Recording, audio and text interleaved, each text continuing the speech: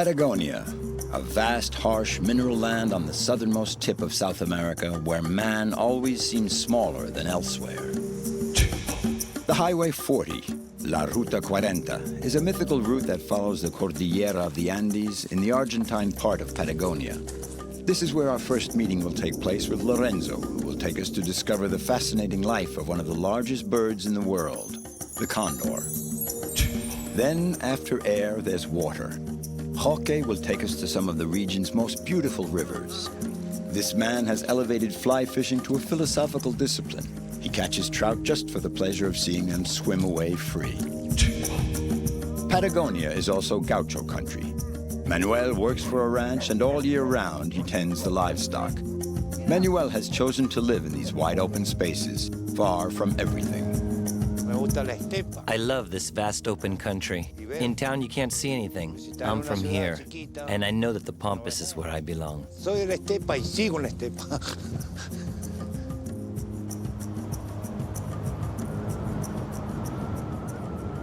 Patagonia is a kind of challenge thrown out by nature. Her way of showing us just what she is capable of conjuring up in order to impress us. Here we have the breathtaking alchemy of grandiose landscapes. Patagonia. The mere name rings out like a call to far-off lands. This vast territory was for a long time on the sidelines of the major waves of immigration. Then, when the young nation of America put limits on the influx towards the New World, the more intrepid immigrants headed south to try their luck in this land so full of emptiness. Many families came over from Europe attracted by this virgin land of opportunity, this new Far West.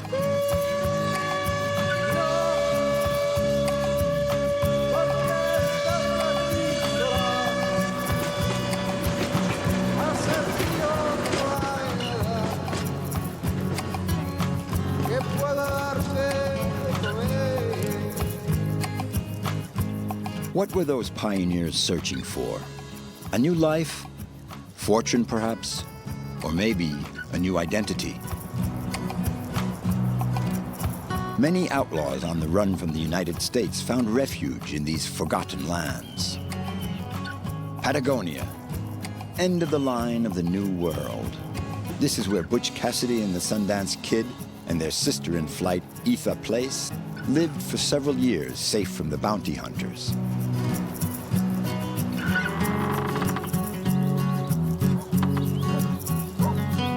In Cholila, the only thing left is Butch Cassidy's abandoned house. In 1901, he bought 1,500 acres of land with the loot from one of his robberies and built a house that's still standing.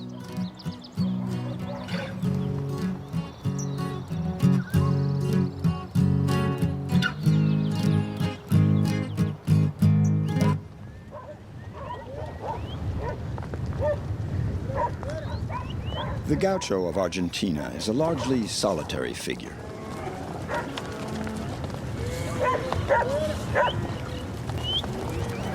He is the ultimate voyager, spends his life in the saddle, breaking horses, herding cattle, gelding the sheep. This is where Butch Cassidy and the Sundance Kid came and mingled in with these men in black berets, their faithful dogs. But when the bounty hunters got wind of their whereabouts, the famous gangsters had to take off once again. And that's when we lost sight of them for good.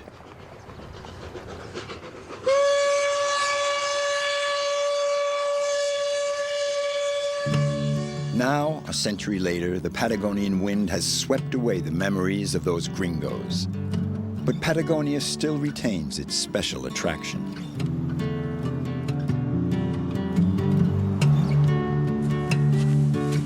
I think that's an interesting thing. This one piece will make 52 layers. Watch on mobile devices or the big screen. All for free. No subscription required.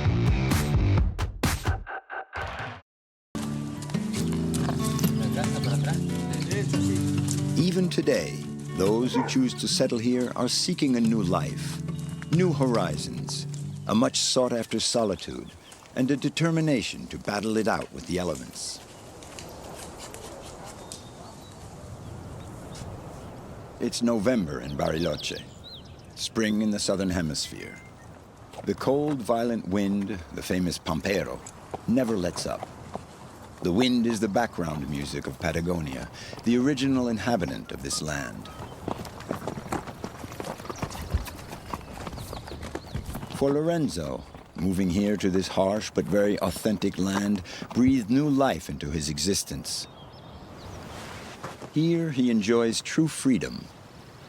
The search for freedom is always relative to your past experience. I went to boarding school. When I was young, I was always indoors. Then there was that tragic period in Argentina when we had no freedom because of the military dictatorship. Those were dark times.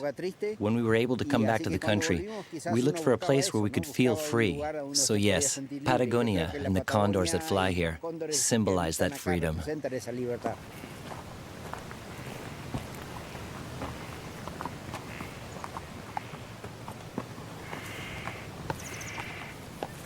Lorenzo saw his friends disappear without a trace.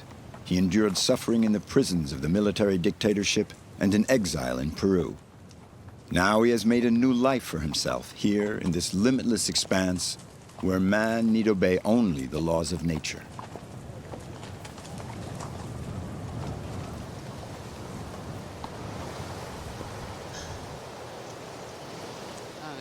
Look, you can see him over there. Two took off after him, and one's landed. I can't tell if the one that just landed is an adult. You see that one on the edge? I think that's the adult.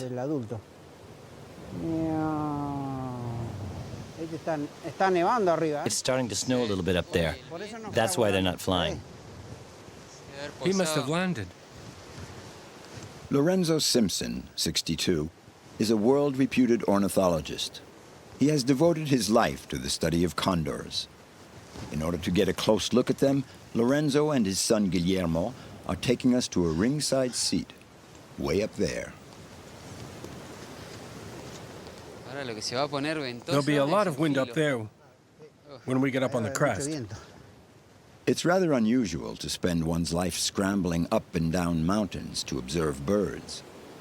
Lorenzo had done veterinary studies, and then, as he would be taking care of livestock, his eyes would be drawn to the condors soaring overhead, and gradually he became a condor specialist. The fascinating thing about condors, with respect to other birds, and even to eagles, is that condors know no barriers.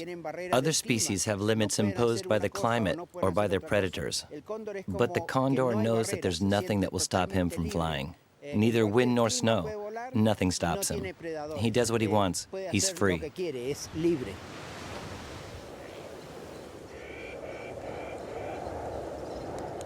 There are certain countries where man comes face to face with the great forces of nature. Patagonia is one of them. Everything is harsh in this land, yet men live here as if they were catapulted to the extremity of the seasons, to the very tip of this cloud-filled sky that knows no end.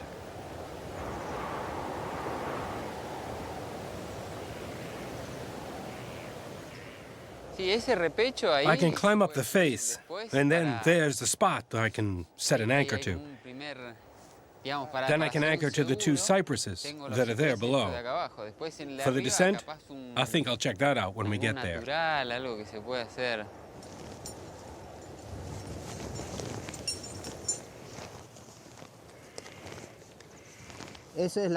There's a cave over there where you see that little patch of snow, and there's a nest inside. From here, you can't see if it's occupied or not.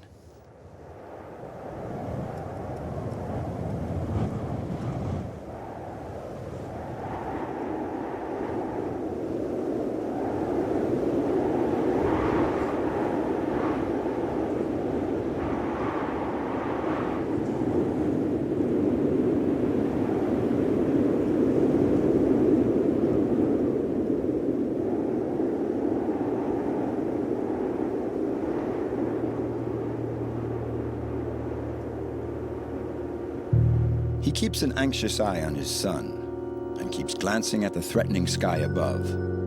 Observing condors can sometimes get them into tricky situations.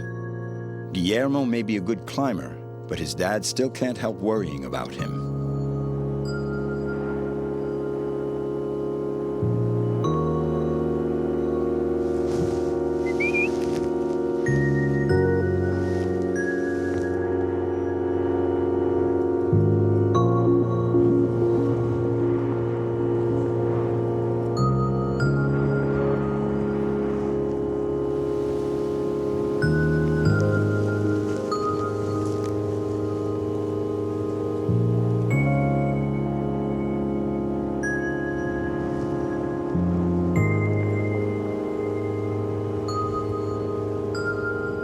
Guillermo comes upon an empty nest on a difficult cliff face. The Condor couple left it for another shelter. Still, Guillermo does manage to bring back a few feathers and leftover scraps of food. Traces that Lorenzo will carefully analyze. His passion for these birds seems boundless.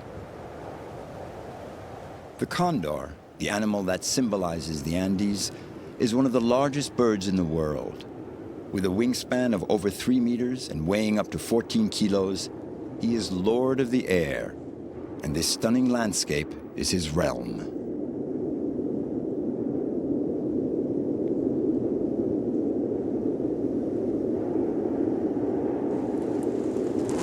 In these regions, the quickly changing weather rules, and nature seems to make a plaything of man. The clouds mask the sun, or open up to release a heavy flurry of snowflakes. This year, the southern spring is later than usual, but that doesn't stop Lorenzo and Guillermo from pursuing their quest of the majestic bird.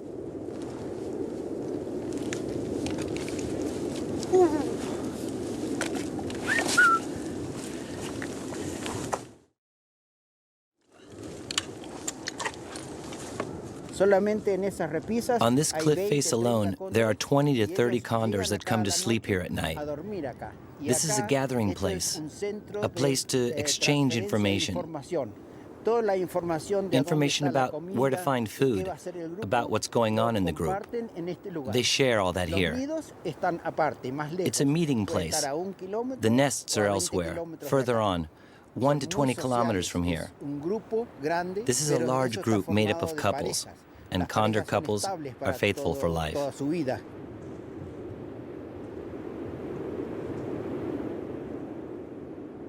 They reach sexual maturity around the age of 8, and they can live up to 60 or 70 years here. They're very long-lived animals.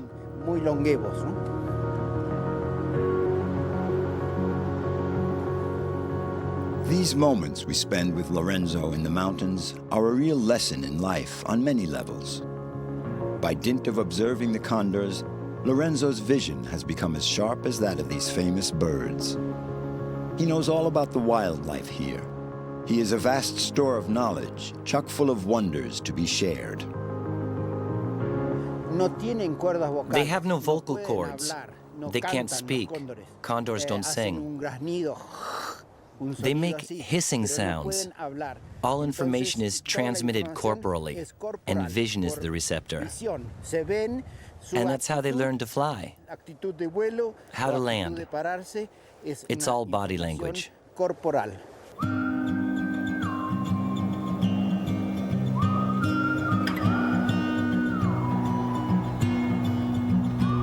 My child, my sister, think of the rapture of living together there, of loving at will, of loving till death, in the land that is like you, the Mysticism of The condor is basically a glider. He doesn't flap his wings, he soars. And to be able to cover more than 100 kilometers in their search of food, they need rising currents. Whether they are winds sweeping up the face of a mountain or thermal currents. Today there are no thermals, but there's a strong wind. The wind striking the mountainside, causing the air to sweep up in altitude. And that's what keeps them aloft. That's what we're seeing right now. Their wing is a very complex mechanism, and the feathers on the end are like the flaps of an airplane wing. And in particular, there's a little feather at the very tip that regulates the airflow and acts as a steering mechanism.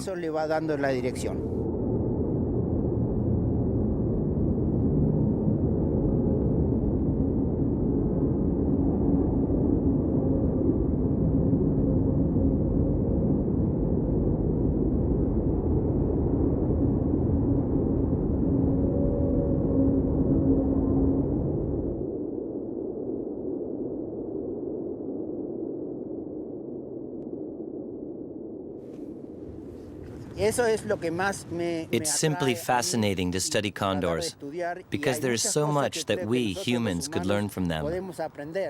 The condor is an extremely social animal. He lives in harmony with his group and in harmony with nature. Yes, I think that we have a lot to learn from them.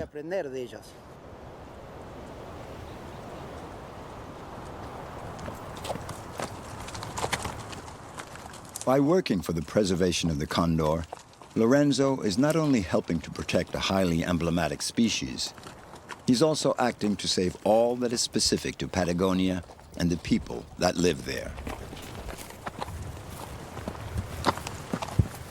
Without the vast estancias, without the gauchos who work them, without the cattle that graze on these endless expanses, Patagonia would still be a land without life.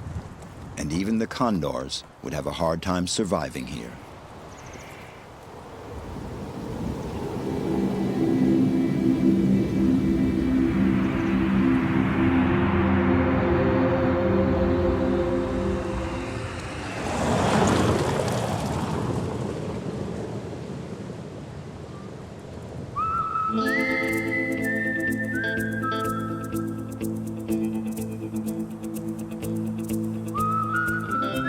All along the Cordillera of the Andes, between the mountains and the Pampas, the Ruta 40 runs over 5,000 kilometers, from the Bolivian border in the north down to the Tierra del Fuego in the south, covering a land so vast that even the emptiness feels lost.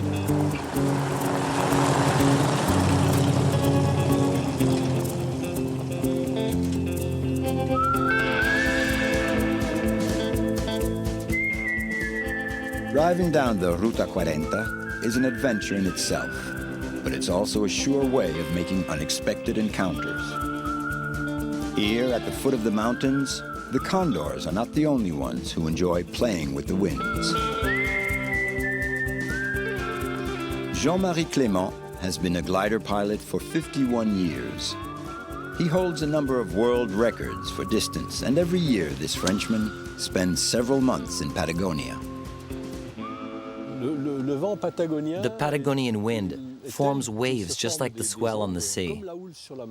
And we can surf on it, like on waves. And we can go from wave to wave. And that way we can cover thousands of kilometers in one day.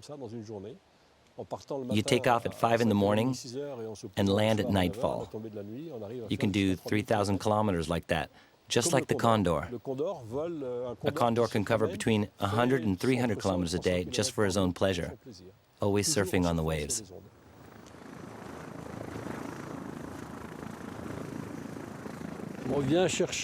We come here for the wind and the freedom, breathtaking landscapes and total freedom.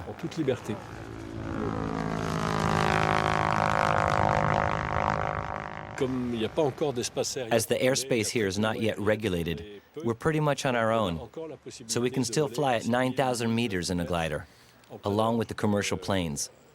With the same instruments, the radar, the transponders, all that, we're still accepted. And given the extraordinary conditions here in Patagonia, which are at present the best in the world, it's quite simply magnificent.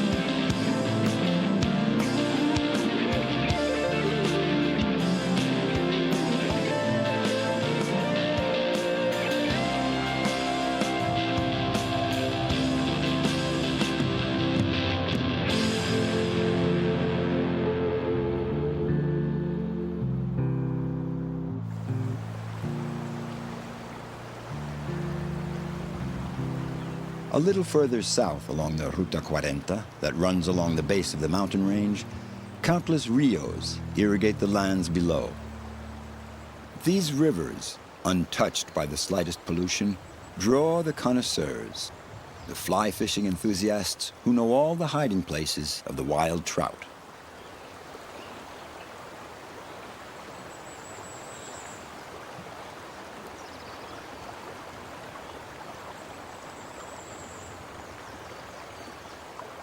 Fly fishing is considered the noblest form of fishing.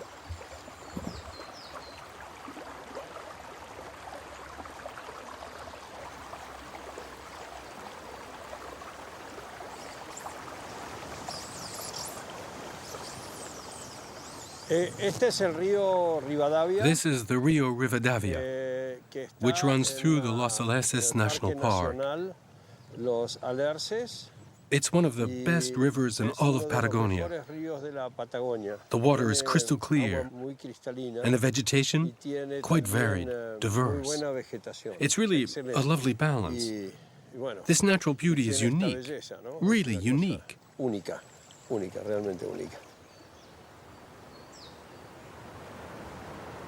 Roque is one of Argentina's top fishing guides. He has elevated fly fishing to an art form and a way of communing with nature.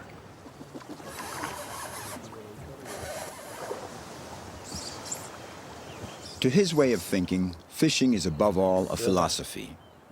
It's about sharing with the fishermen that accompany him, like his friend Julio here today. Both men are attracted to these out-of-the-way rivers. Each one is using a different fly to tempt the wild fish. The most surprising thing is that they spend hours trying to catch the fish, and as soon as they do, they let it go.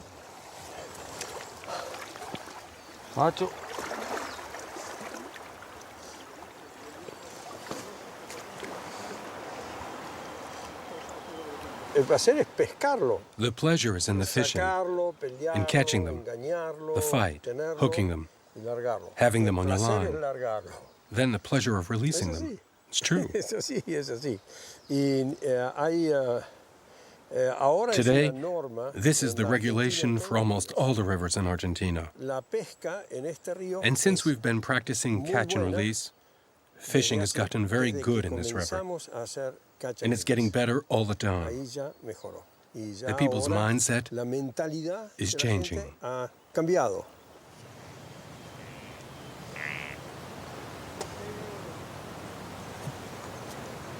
Tomala.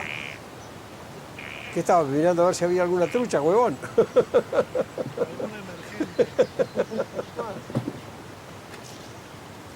Una ninfa de Mayfly. Este sombrero. See this hat? I lost it in the Rio Chubut 5 years ago. Later, Patricio found it. It was 60 kilometers downstream. Here, take it. Patricio, Roque's brother, joins them. Life seems quite simple with them, sitting around the table on the bank of a river, telling the hat story. Un sombrero. Es lo que nos gusta. This is the life, right? Es lindo. It's great. Amigos. We're here among friends. Buena pesca. We have a great fishing spot. Un hermoso lugar. What more could you ask for? Y es muy bueno.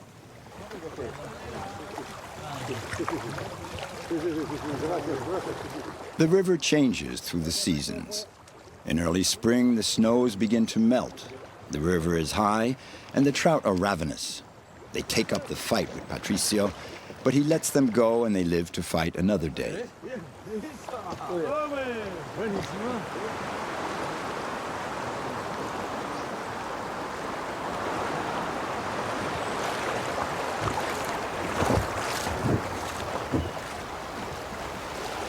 This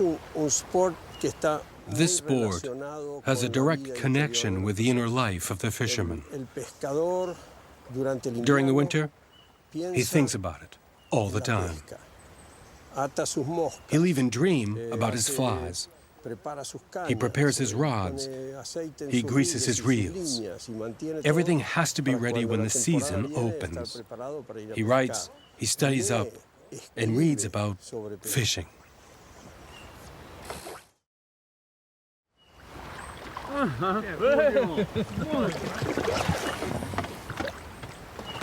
Andate arriba de mí. Bueno. Se fue. Got away. Y se fue. I lost him. Perdía. It was this big. Así, ¿eh? Así, This big. Así, así, ¿eh? Sí. In this land, the skies are bigger than elsewhere, and the clouds, sculpted by the wind, announce a change in the weather.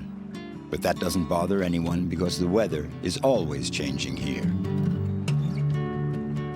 Like others, Jorge came to Patagonia to fulfill himself in a wild, boundless expanse. He wasn't running away from anything. He simply wanted to live out his passion in a breathtaking landscape, far, far from the city. A life in harmony with the seasons.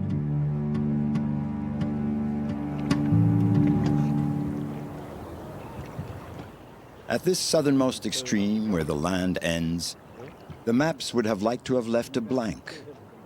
Terra incognita. This is exactly what Jorge likes. The wind, the rain, this snow, the rhythm of the elements that repeats itself through the seasons that last one day.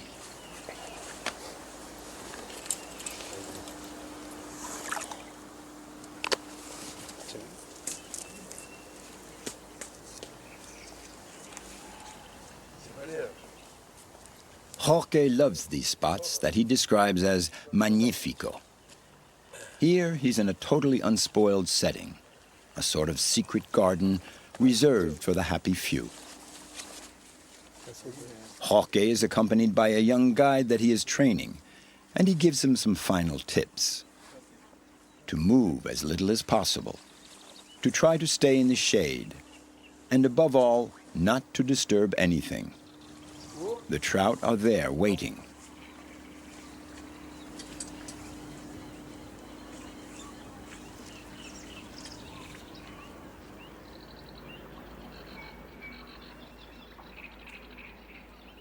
This stream flows from an underground source. We call it a spring creek. This stream is very cold, between 3 and 4 degrees Celsius lower than the river it flows into a little farther on.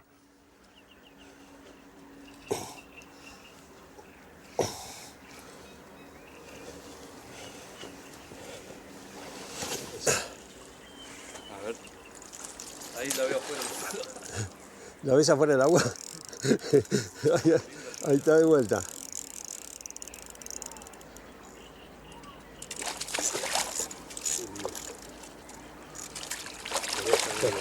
Estoy. Yo voy con el hilo. Yo voy con el hilo. Fíjatela. Ok, bien. Sacamos bien, ¿eh? Sí. Es una pesca como una cacería. This type of fishing is like hunting. The fisherman stalks. He sees a fish, and he does everything he can to catch that fish. He doesn't cast his line at random.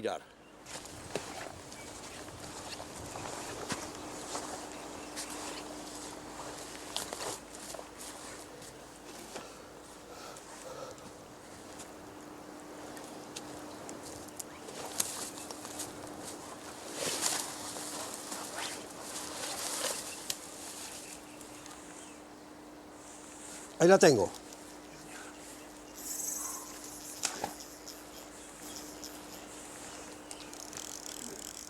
¡Ah!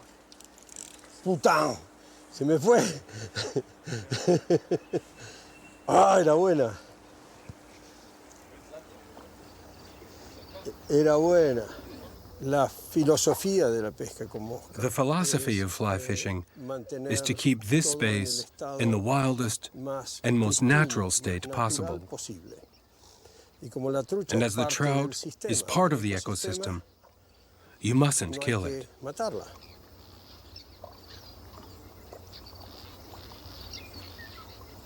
Over the 42 years that he's been a fishing guide, Jorge has refined his ideas on the deeper meaning of fly fishing. And again, he confides to us that catching the living fish and letting him go free here in the midst of this wilderness is a sacred moment.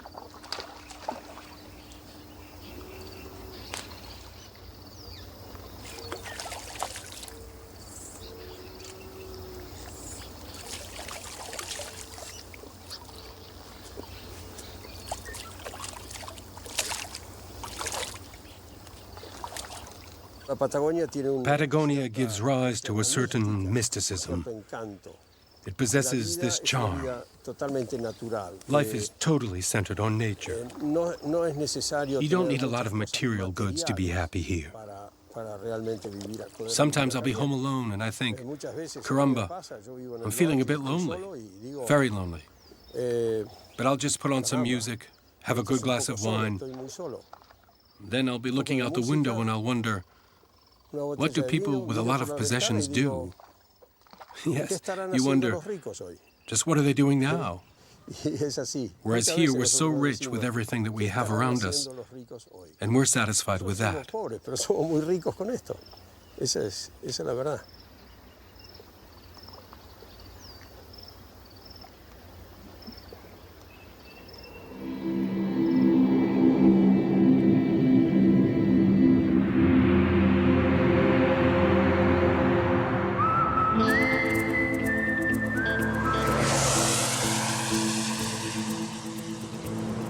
As we head even further south on Highway 40, the landscape changes and opens out ever more vast, ever more deserted, and often more desert-like. In Patagonia, if you stray just a few dozen kilometers from the Cordillera, you find yourself in a totally different environment. As soon as you get away from the mountains, the precipitation drops sharply, and the wind dries out the land. Grass is scarcer, and even the sheep have a harder time finding enough to eat.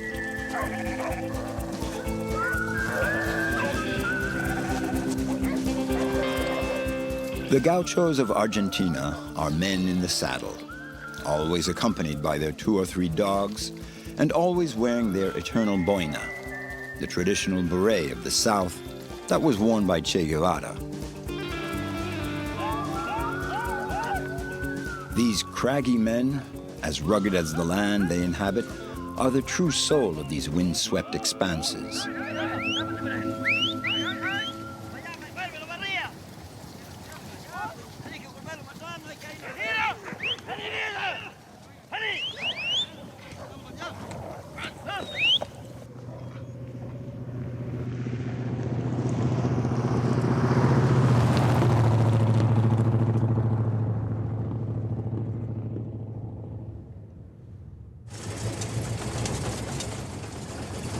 Manuel loves this life in the Pampas.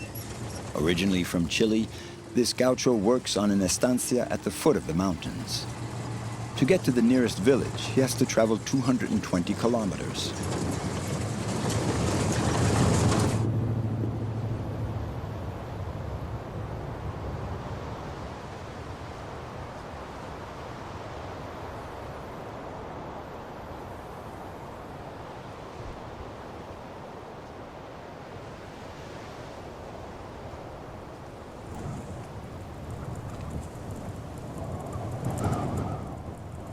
On the estancia where he works, more than 500 head of cattle roam almost freely over more than 25,000 acres.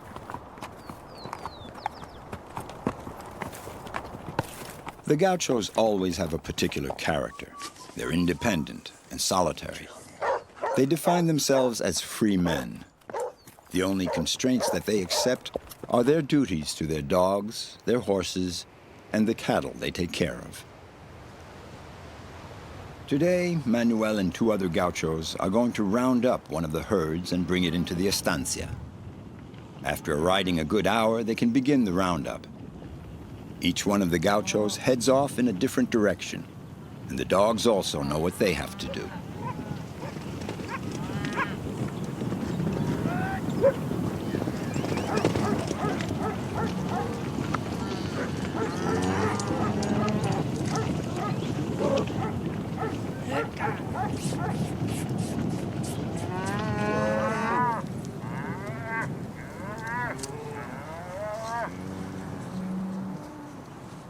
These cattle are wild. They're not used to men. So if you let them, they'll just run off. They learn to recognize us little by little and get used to us. Otherwise, they scatter every which way. They have to understand that it's man in charge, not them.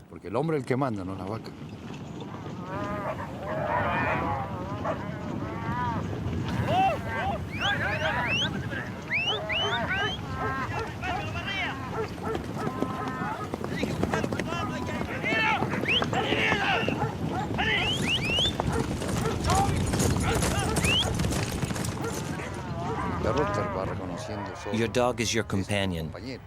He recognizes your voice. If you talk to him, he'll learn. You have to yell at him now and then for him to obey. The gaucho has to have dogs because they help the gaucho. Without his dogs, a gaucho is useless. He is just an ordinary person. The dog is worth even more than the gaucho. He'll round up everything and anything, a sheep, a steer, and drive it right back. He'll do all that if you've trained him well. That's the story with the dogs.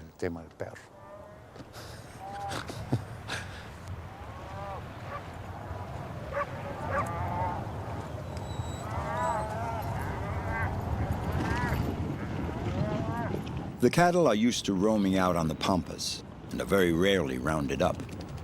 Today, they're being gathered for a simple reason. Manuel has to brand the animals that were born in the spring, and even more important, he has to geld the calves.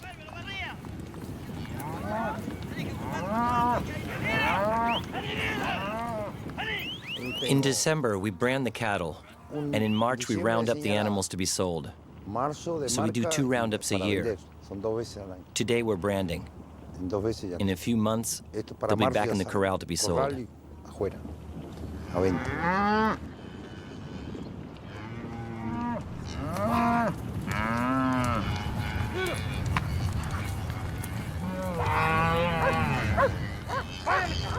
Manuel and the other gauchos get right to work on the herd. The cows are totally unfamiliar with stables and fences and are not used to being closed in. The men have to move fast to set them free as soon as possible. Sí, porque si no esto va a ser un desorden. Esta vaquita hay que mirar esa marca hay que mirar. ¿Ves?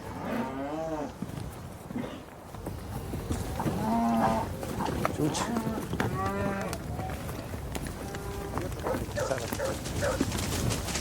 Eso. ¡Tira, tira! ¡Rolla, rolla, rolla! ¡Rolla! Dale, dale. Está lo que está con gente.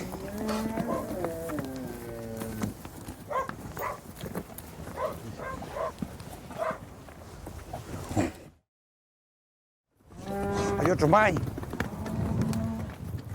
And they repeat the operation as many times as necessary. They have to do the gelding when the calves are between 6 months and 1 year old. The fate of these young males is decided in a matter of minutes. They'll become steers and not bulls. We operate, we cut. Once they're gelded, they head back out to the pampas. It makes them docile, and they feel lighter. Listo. Ya, vamos. Toro. Pueden ser todos toros. They can't all become bulls. We can only keep 6, 7, or 8. So we have to geld the other males. Why? Well, it's to eat them. The gelded calves are meant to be sold. We can't keep 100 intact male calves. que sean enteros. We don't need more than 7 or 8 bulls for 400 head of cattle. 8 para 400 vacas.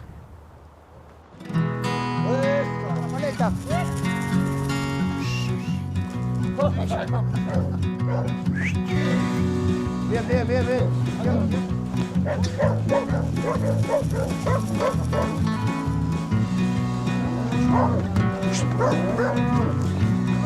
Ahí está. Me vino así, macho.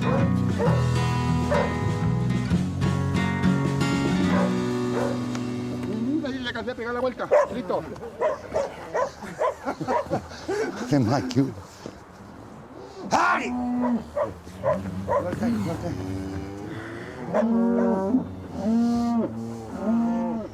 Some of the calves have better luck. They just get 2 small nicks on each ear. It's the mark of the estancia. Ahí está. Ahora sí.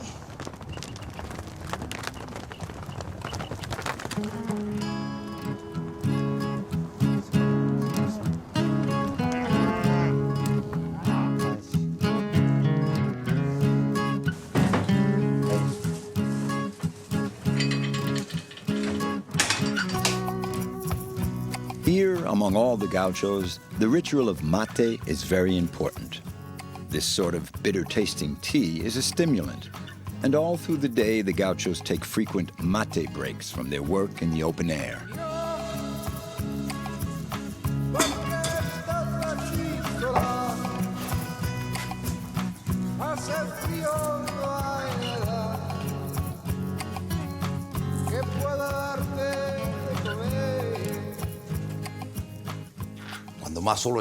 The more that I'm on my own, the happier I am.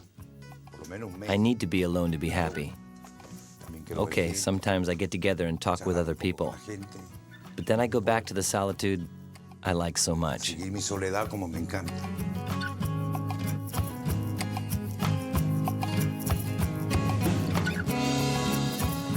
The estancia where Manuel works is on the edge of a national park.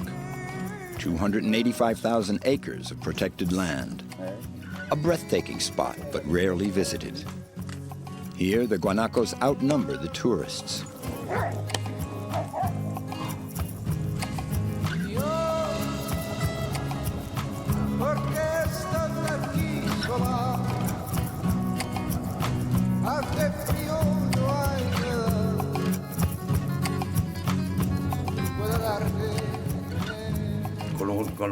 I'm in radio contact with Hondis, my neighbor, almost every day. Then if I feel like it, I'll call someone else.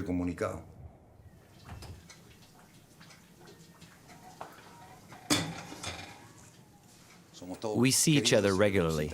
That's how we get through the 3 months of winter, those 3 long months.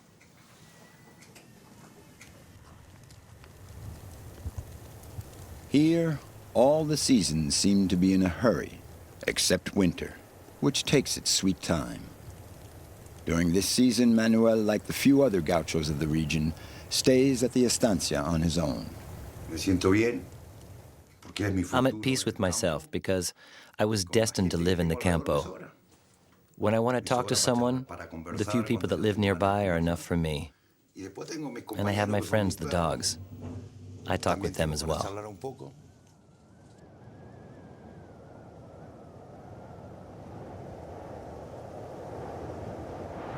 A land of ice, a land of wind where the pampero blows fiercely when winter lays hold of the southern hemisphere. Patagonia runs to the southern tip of the world, there where the earth drops off at the foot of Cape Horn.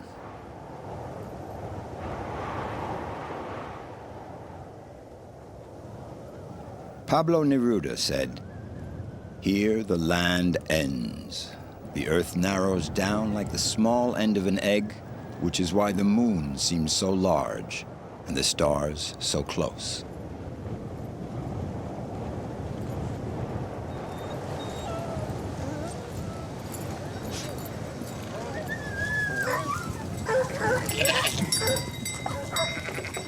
Just a few years ago, this flock of sheep numbered several thousand head, but little by little they had to cut down. This type of husbandry isn't compatible with the proximity of the national park, where wild cats and pumas are protected. As a result, there were too many attacks on the flock.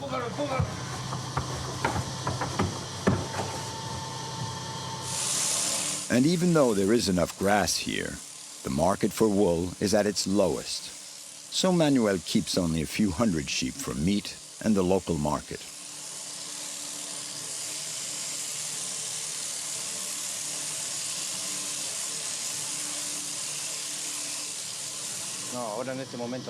Wool goes for nothing now, barely 30 cents.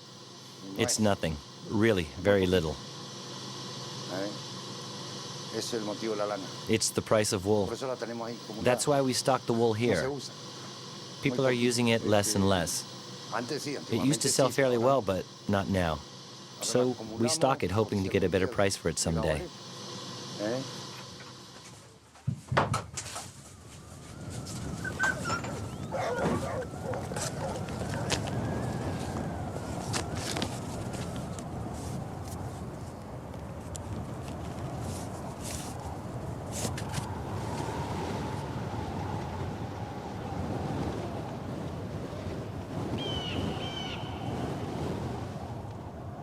It's here on these plains surrounded by the mountains that Manuel and these gauchos work.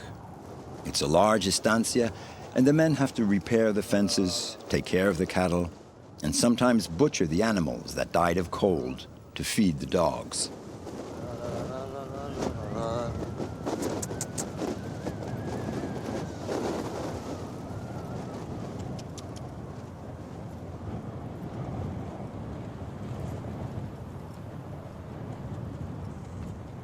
Francisco Coloan, a seasoned veteran of these southern lands, has always loved the untamed character of these wide open spaces. He noted in one of his novels that even the birds turn fierce in these cursed lands. In the spring, it's the eagles that devour the lambs even as they're half-born. The seagulls cross the Cordillera to tear the guts out of the wild geese. And in winter, you have the cursed caranchos that peck out the sheep's eyes with their beak.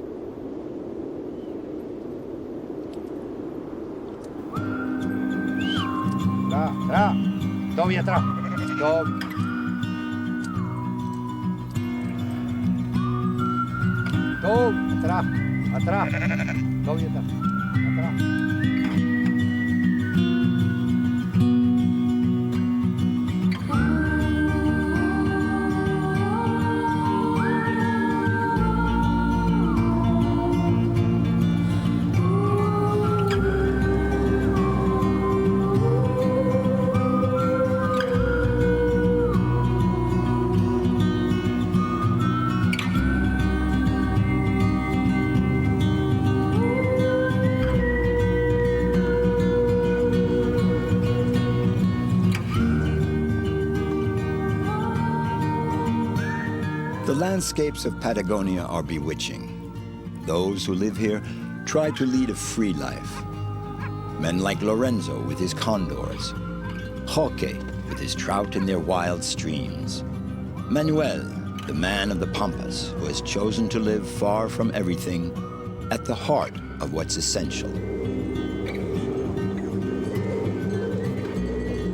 The Pampas appear to have remained unchanged over the past 20 or 40 years, but in appearance only.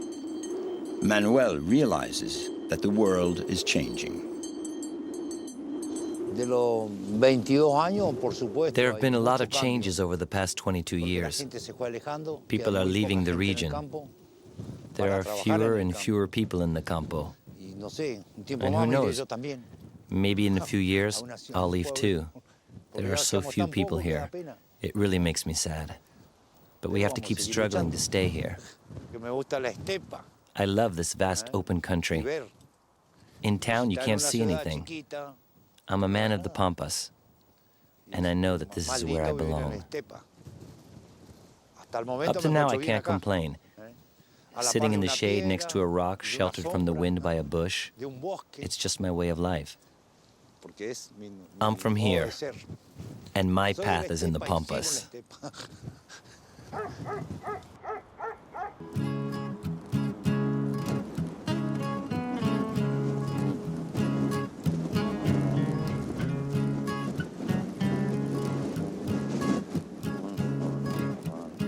Manuel is quite an exceptional character, always in a good mood, always ready to laugh at the slightest pretext. He has made up for the harshness of the climate with genuine human warmth. The buffeting wind has sculpted his face. The immensity of these landscapes has given him the taste of freedom, and the ruggedness of his way of life suits him perfectly.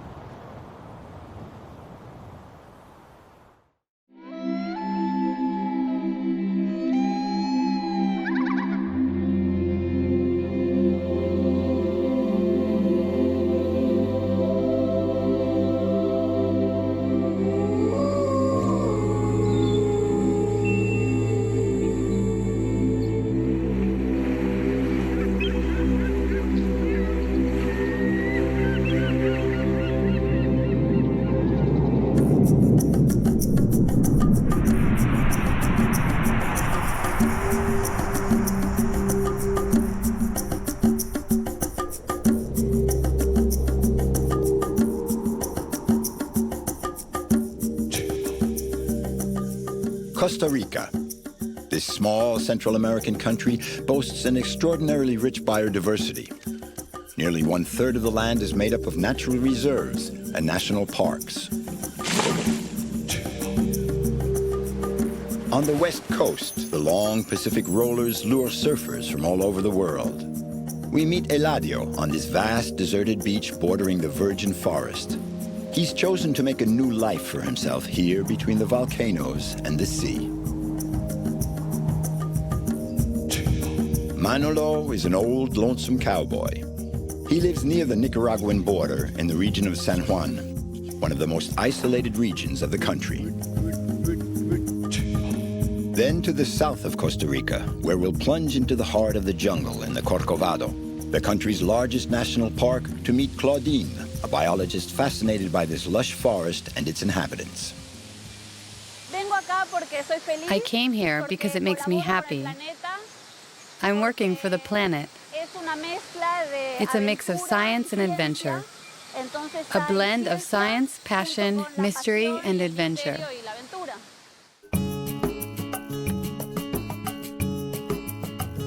Costa Rica, the rich coast. Christopher Columbus gave this name to this land he discovered on his 4th voyage to the New World. Costa Rica is the realm of microclimates and a wealth of living species. This small Central American country owes its natural riches to its unique geographic situation, for it straddles North and South America and is under the influence of 2 oceans. Crossing Costa Rica gives a speeded-up version of the history of the world. There's a chain of volcanoes running right through the middle of this small country that contains 4% of the planet's biodiversity. Costa Rica is working to achieve a perfect equilibrium between economic development and respect for the environment. It is hoping to become the planet's first carbon-neutral country by the year 2021.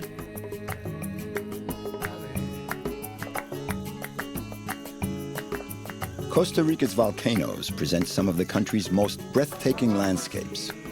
These nearly perfect cones are constantly monitored. Of the 116 volcanoes that dot this land of mountain and forest, 5 are active and can sometimes be dangerous. Between the Caribbean Sea and the Pacific Ocean, the chain of volcanoes influences the country's climate and vegetation. Arid and dry in the east, humid and lush in the west.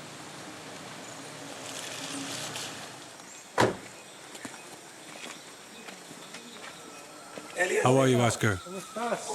Hey, great. Hey, Oscar, my friend, how's it going? Hey, I'm okay. But it's raining. Not great weather for the ascent. Let's give it a try. Okay, we can give it a try.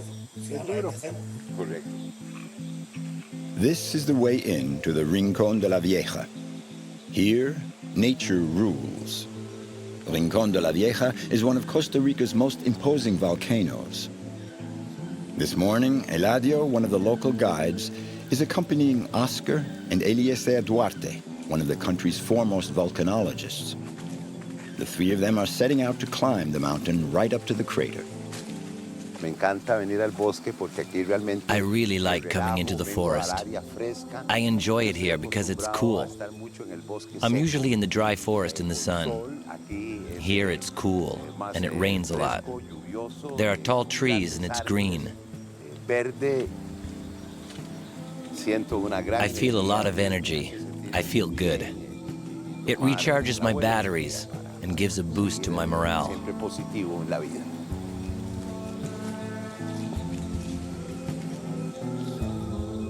Due to the influence of the cloud banks that drift across the country from east to west, Rincón de la Vieja has a number of facets.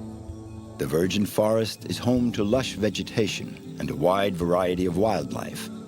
Land of pumas and jaguars, this jungle is also the realm of hundreds of species of birds and invisible snakes.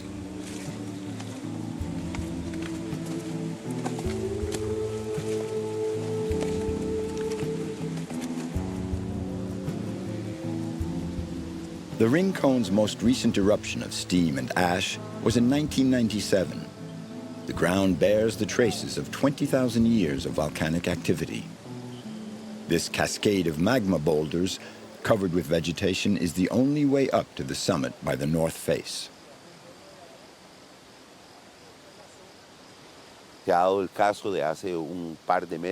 2 months ago, an American came hiking up here. He got up to the summit of the volcano, and as of yet, they still haven't found him. They don't know if the crater swallowed him up or if he got caught in a mudslide.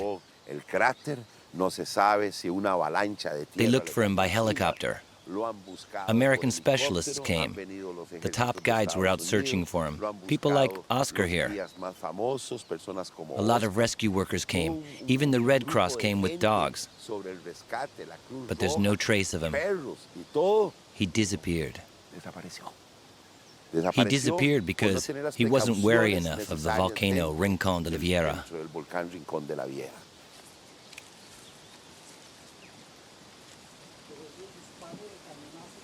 We can't see the summit that's 400 meters higher up, for it's shrouded in clouds, as it is most of the time. Eladio, Oscar, and Eliezer know very well that they have about 1 chance in 4 of the Rincón's crater being visible.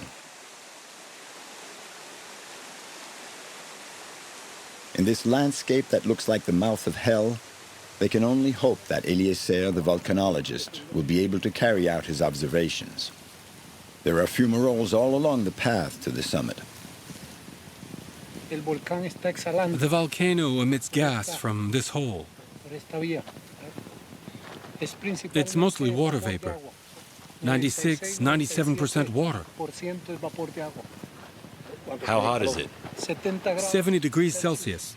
It's mainly rainwater, and when it falls, it trickles down and hits a hot spot. Then it evaporates. Here we're in direct contact with the heart of the earth.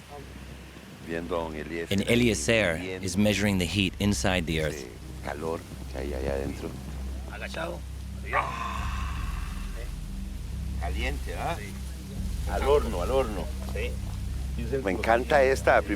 I love coming up here, making the effort to observe and enjoy the beauty of nature. This spot is so charged with energy. Just knowing you're so close to this giant, to such an ancient volcano. It's a long climb. It will take 5 hours. Since they've left the forest, the wind has started to blow and the temperature has dropped about 10 degrees Celsius.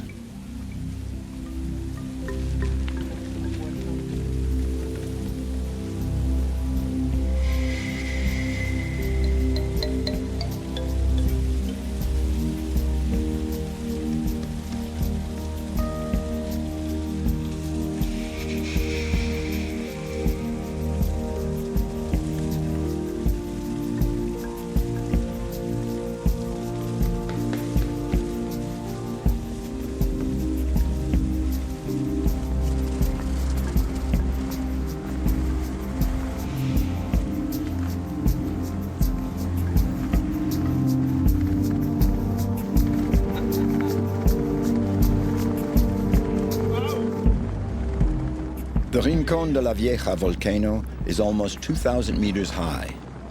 The chilly wind is blowing at 100 kilometers per hour.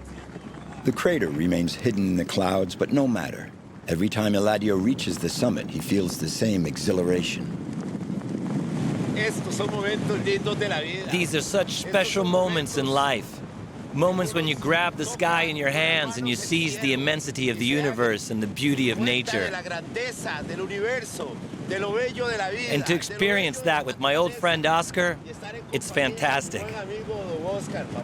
Isn't that right, Oscar?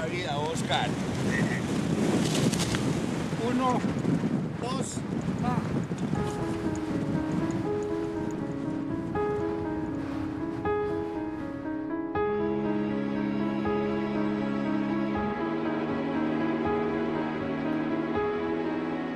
These volcanoes lie on a vast chain of mountains that runs all the way up South and North America, from the southern tip of Chile all the way up into Alaska. Between the Caribbean Sea and the Pacific Ocean, Costa Rica is situated at the intersection of 4 tectonic plates. It's a zone of sliding and grinding where volcanic eruptions and earthquakes take place regularly. Around the volcanoes, nature is thriving. And that's why Eladio has chosen to live here.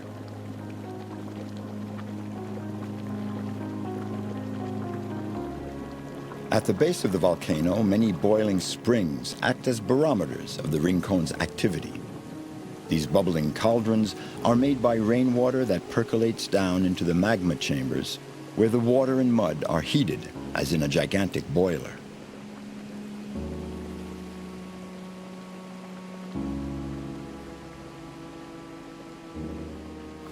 Costa Rica's volcanoes are all closely monitored. The samples that Eliezer is carefully gathering will be analyzed in his volcanic and seismic observation laboratory in San Jose, the capital.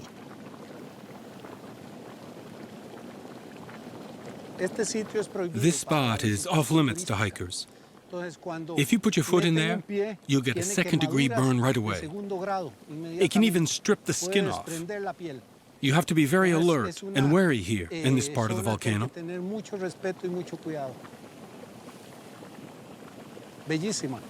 It's very beautiful. All the colors and all this activity. The internal dynamics of the planet that emerge at the surface here.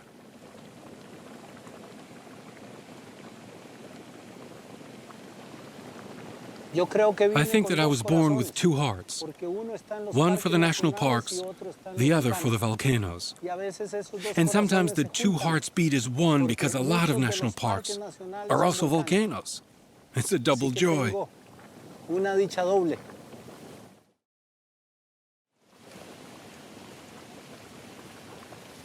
The volcanoes are the pride and joy of the Costa Ricans, and they're used to living with the threat of an eruption. This is why Eliezer comes regularly to take the pulse of these living mountains.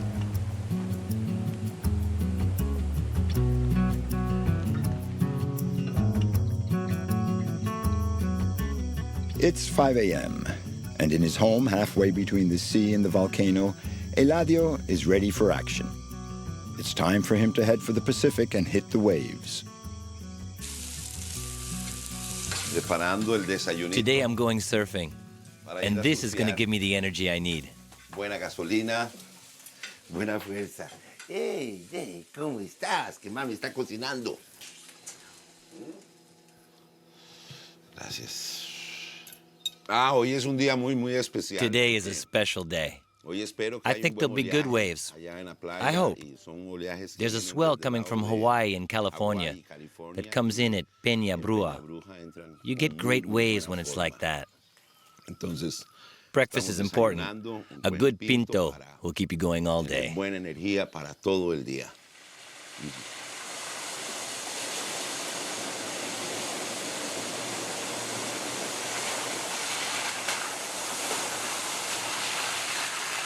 Costa Rica, along with Australia, is the only place on Earth where there are dry tropical forests like this one. It's a paradise for all sorts of reptiles, iguanas, boa constrictors. It's also home to these arboreal acrobats, the white-faced capuchin monkeys.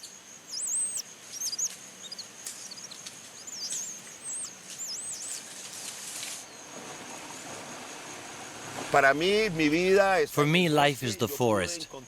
I found my reason for living here. That's why I get goosebumps when I'm driving.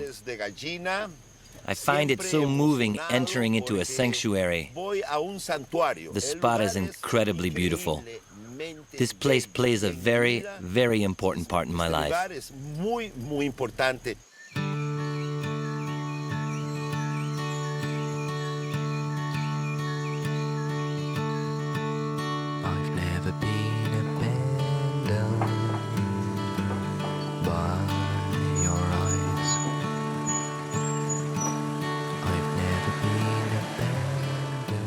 At least an hour and a half bucking along this rough track through the forest to cover only about 10 kilometers.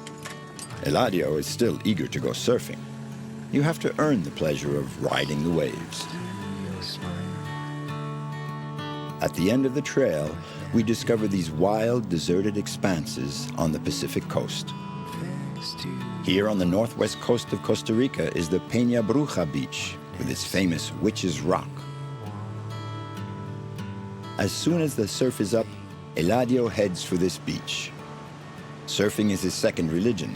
Peña Bruja is a paradise, or at least it is for Eladio.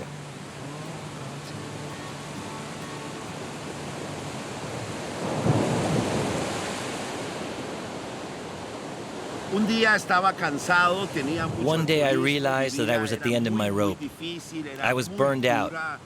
I was an alcoholic.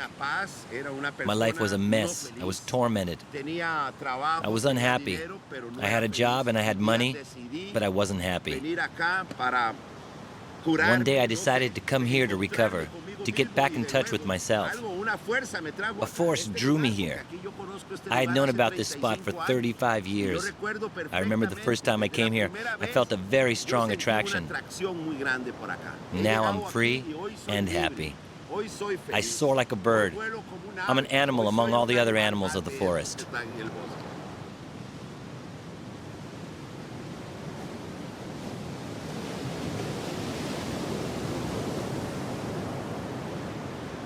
A few years ago, after a motorcycle accident, Eladio realized that he had reached a point where he had to turn his life around or lose it.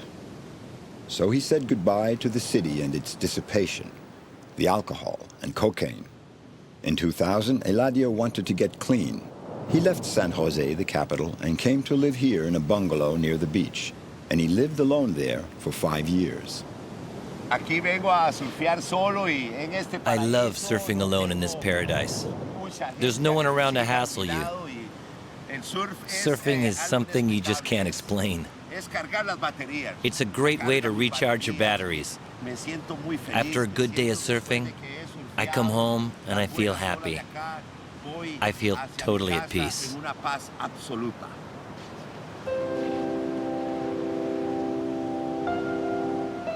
So Eladio was born into his new life on this beach. It's an existence reduced to the very essentials: the sky, the sea, and the surf.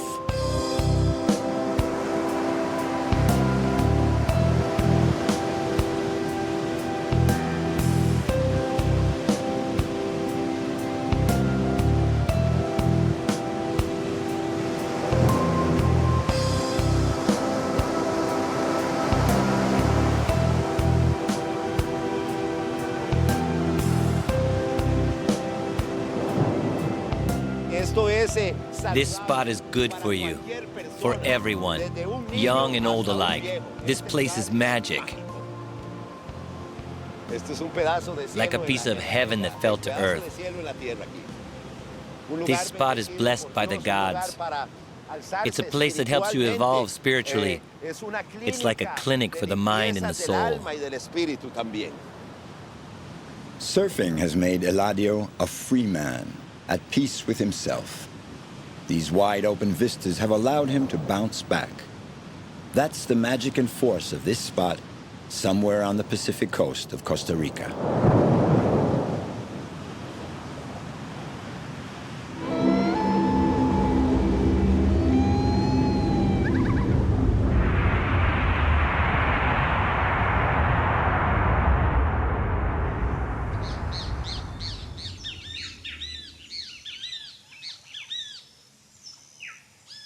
On the other side of the chain of volcanoes that makes up the spine of the country lies a vast territory that most Costa Ricans know nothing about. The region of San Juan is a land with no roads leading in. This is a land of thick, humid mist. A warm, sticky mist that influences the character of the people who work the land of the San Juan region. En menos de 3 patadas acabó con su rival, pero también aquel gallo le hizo una herida mortal y ahí juró que ya un amigo. ¡Hey!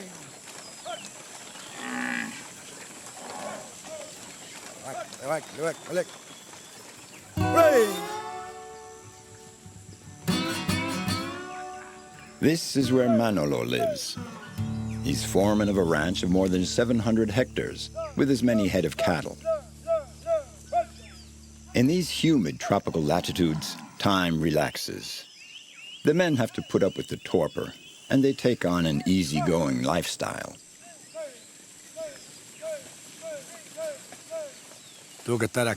This is where I grew up. My life is here. My life is cattle raising. The city just wasn't for me. Living here is the most wonderful thing in the world. I have my daily routine. Every day I get up at 5 a.m. and I go to bed at 6 in the evening. I don't even have a television.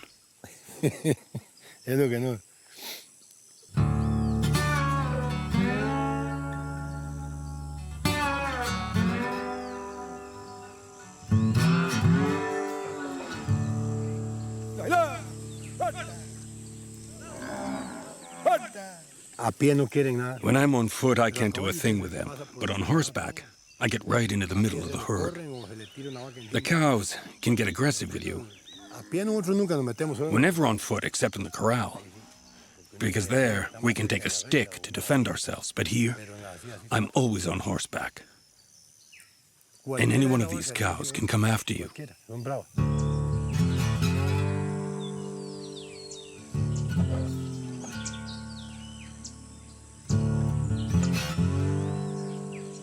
The spirit of the far west and cowboys hovers over Manolo's ranch.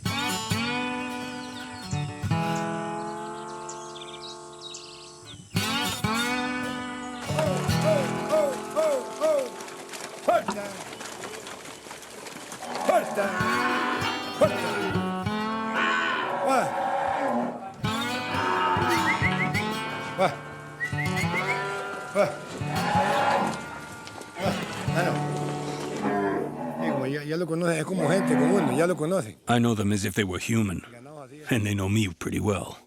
Cows are like that. Some are bad-tempered, and they're only placid with me. They know me. But otherwise, with a stranger, well, they can get nasty. You could get yourself tossed right over that fence.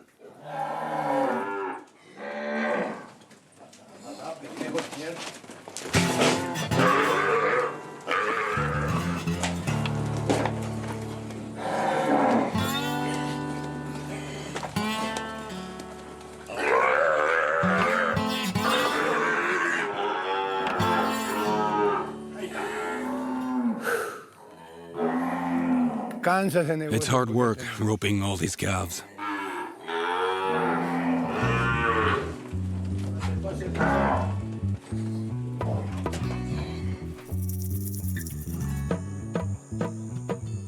Manolo has been living here far out in the country near the Nicaraguan border for 30 years.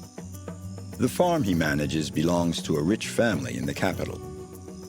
Manolo is the foreman. He's in charge of everything. He is, in fact, the boss.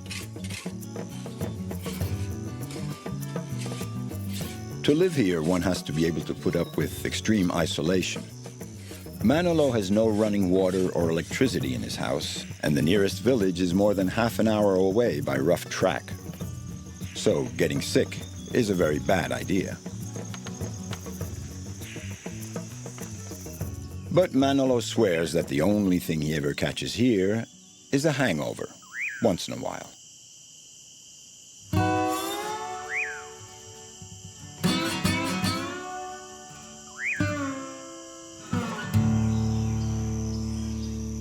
Manolo's farm has a particularity. It's the last farm in Costa Rica, the last piece of property before the Nicaraguan jungle.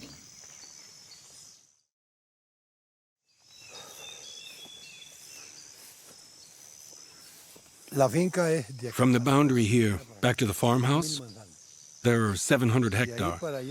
And on the other side, there you have Nicaragua. This little plaque marks the boundary between Costa Rica and Nicaragua. And this border has only been open for the last 20 years. Before then, there was the war. You couldn't cross. This whole area was mined. And the Nicaragua army had camps here. You couldn't get across. You'd get arrested. Nobody would go there. We'd like all that to disappear someday, so that we could come and go freely, as we please, without any problems, without any passports, completely free.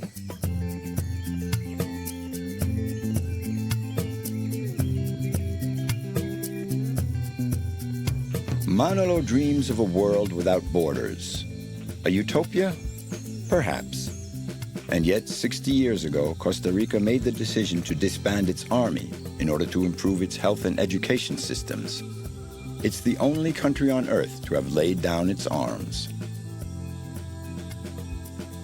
The Rio San Juan is a legendary river. It's a natural frontier between the two countries and flows from Lake Nicaragua to the Caribbean Sea. In the 18th century, it was a hideout for Caribbean pirates. Then, in the 19th century, during the California gold rush, the gold was shipped through here from San Francisco to New York. It was a safer route than the far west, and above all, it was shorter than the route through the Strait of Magellan on the southern tip of Chile. A few years later, they were even considering making this river a canal to link the Atlantic and Pacific Oceans. The canal was eventually dug in Panama.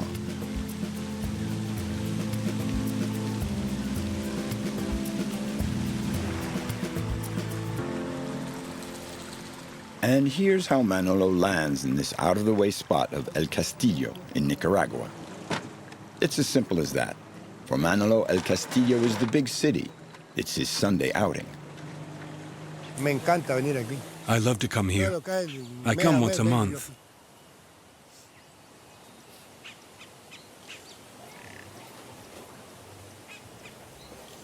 I do my shopping. I stay over a day or two. Then I head home.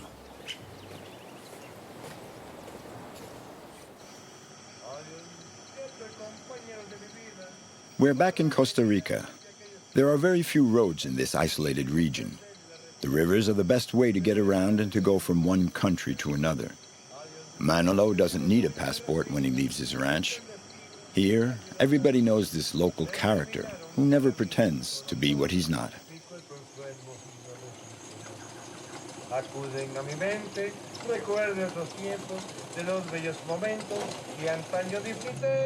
cerquita de mi madre, Santa Quiquica, y de 33 years old and still rolling. If only Manolo's car could speak.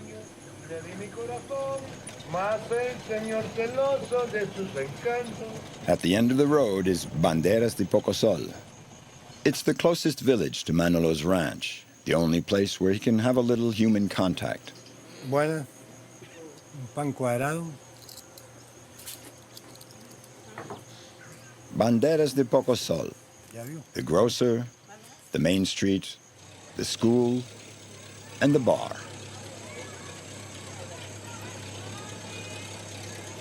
Manolo comes to town at least once a week just to break the monotony of his isolation.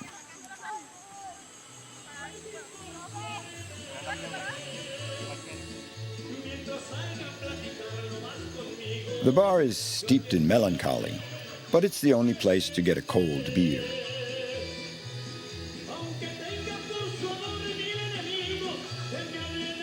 Time to head back to the ranch. Manolo always manages to find someone to help him start his ancient jalopy.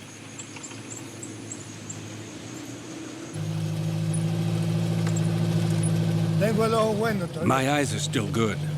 The windshield wipers don't work anymore, but so what? I just stick my head out the window.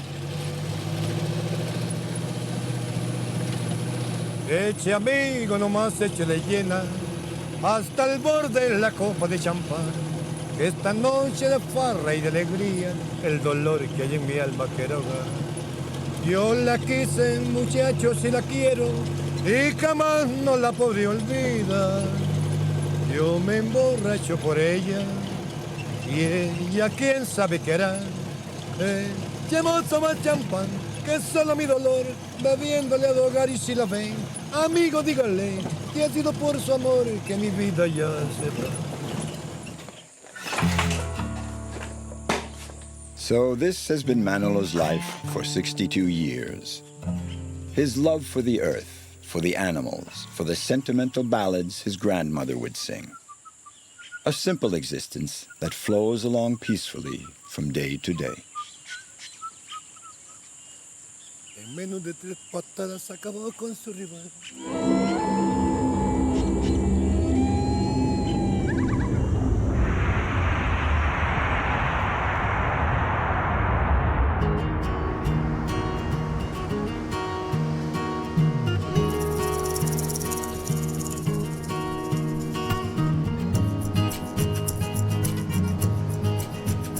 In the south of Costa Rica is the Osa Peninsula, a piece of the world that juts into the Pacific Ocean. Known for its rich biodiversity, this territory is home to the largest rainforest in Central America. It's a veritable biological corridor protected by the Corcovado, the country's largest national park. The Osa Peninsula is the wildest region of Costa Rica.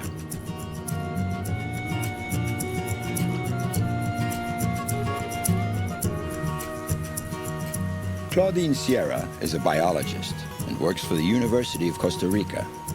She was born in Argentina. About 10 years ago, enchanted by these tracts of wilderness, she decided to settle here in Costa Rica.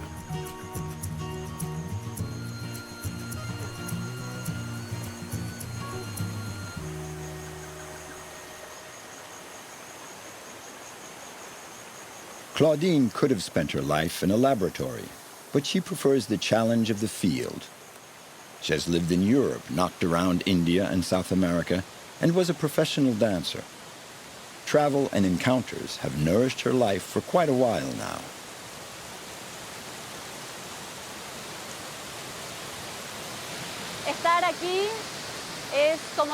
I feel right at home here. It's the best spot in the world. I came here because it makes me happy. I'm working for the planet. It's a mix of science and adventure. A blend of science, passion, mystery, and adventure.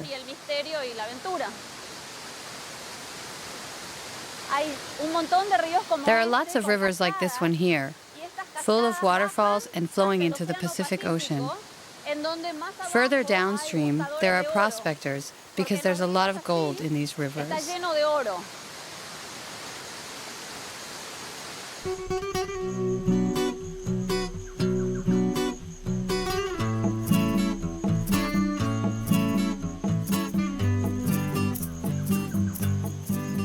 About 30 years ago, the Osa Peninsula was seized by gold fever. Prospectors flocked here by the thousands. A tumultuous time. The prospectors and their camps were operating completely outside the law. Then, in the late 1980s, the Costa Rican government decided to crack down, and they destroyed all the prospectors' camps inside the national park.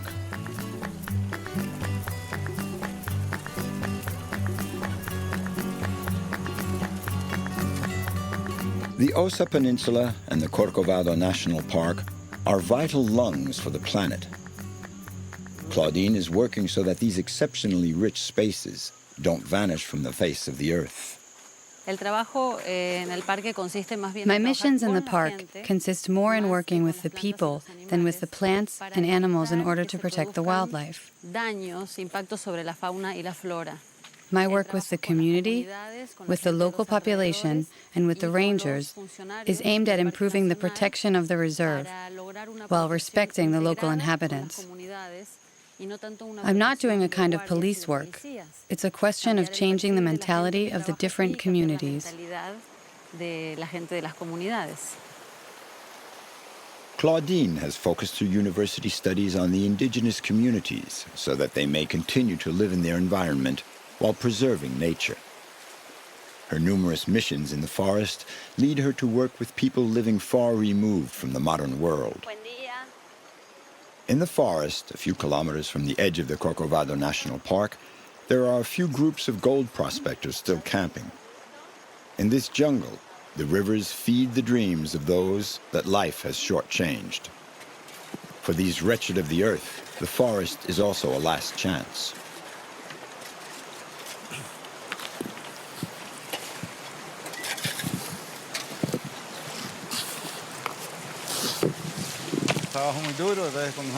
It's hard work. We start at 5 in the morning and finish at 5 in the afternoon. We often come away empty-handed. No gold. Sometimes we get lucky, but it's still hard. We spend the whole day moving rocks.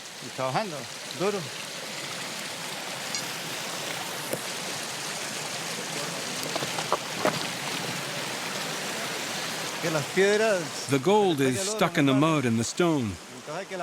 We have to wash them really well so that the gold drops into the sand. Then you can get it out. It's gold dust.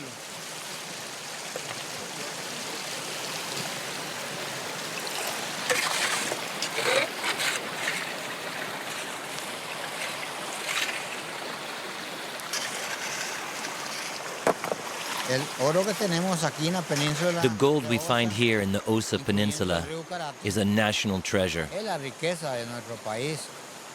So they got it right when they named it Costa Rica. It really is a rich coast.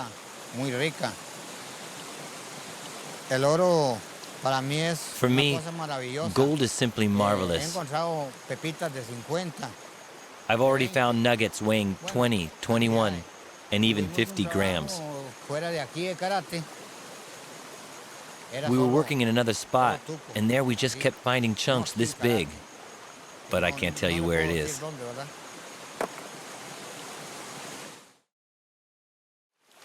Reality or fantasy? Prospectors' tales are still the stuff of legends. Up to 8 meters of rain can fall here between September and December. These prospectors living in the heart of the rainforest are not completely illegal. They are tolerated. The river where they're working runs only a few kilometers from the Corcovado National Park. 45,000 hectares of jungle and mountain that the Costa Rican authorities are trying to preserve from man's rapacious appetite. In 1975, only a part of the Osa Peninsula was classified ecological sanctuary. Claudine knows that there's a lot more work to be done before everybody here becomes aware that gold is not the only treasure of this wilderness territory.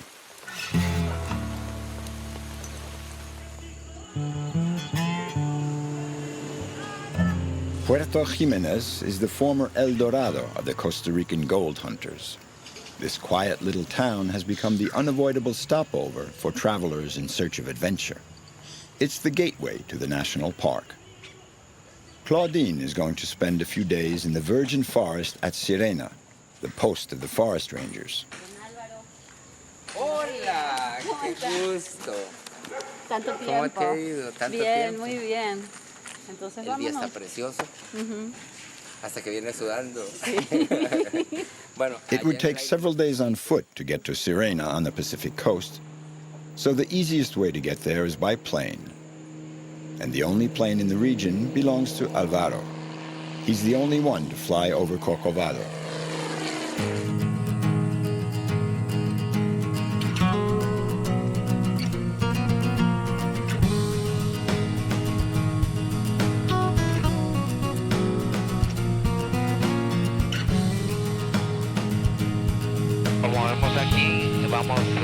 800 pies en ascenso para 2500.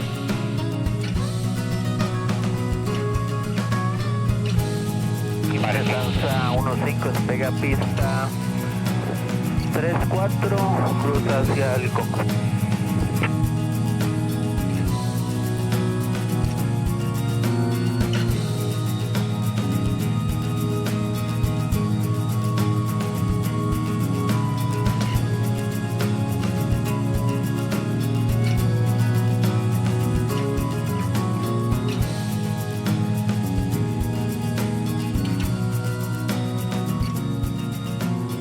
Vamos a empezar ya el descenso. This is Sirena's airstrip, a tiny clearing hacked out of the jungle. Claudine did warn us. In the final moments before we land, everyone falls silent in the cockpit.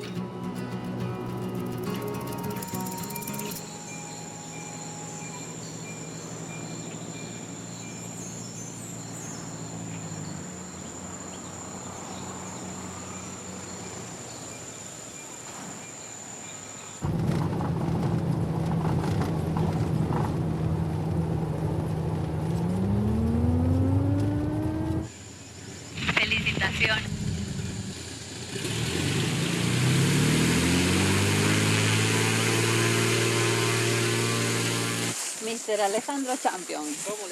Alessandro is the head of the ranger station. The park rangers are the guardians of Corcovado, and these two know each other well. They traced 80 kilometers of trail in the forest together to encourage ecotourism. But Alessandro has other problems right now. He's tracking poachers and illegal prospectors.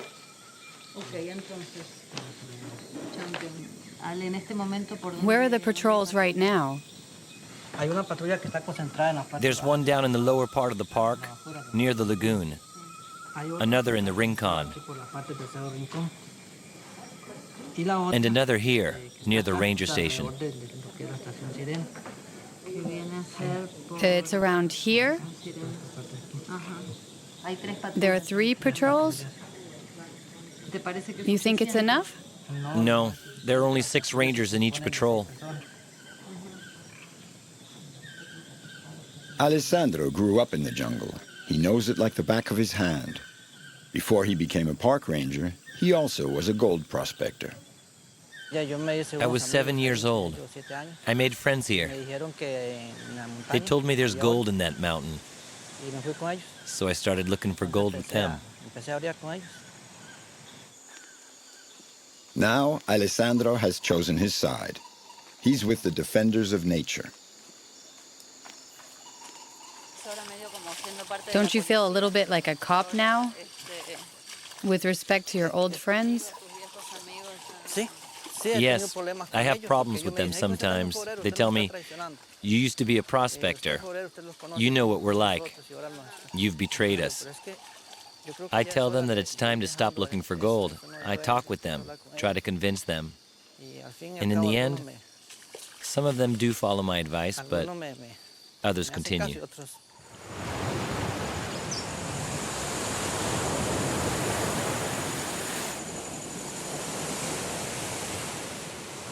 This morning, Alessandro has visitors.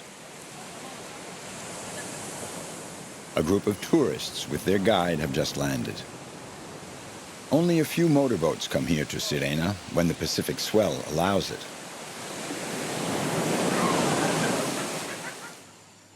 Corcovado is a paradise of vegetation. In the midst of this lush greenery, the ranger station provides accommodations for travelers eager to experience the primeval forest.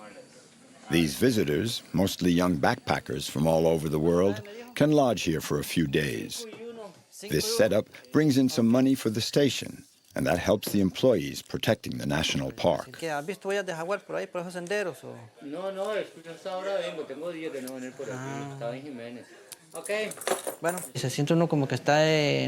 We feel like we're on an island here. There's no direct means of communication with our families. If there's a problem or an emergency, our families call the office in Puerto Jimenez and they get word to us. If we had the telephone or internet, that would put our minds more at ease.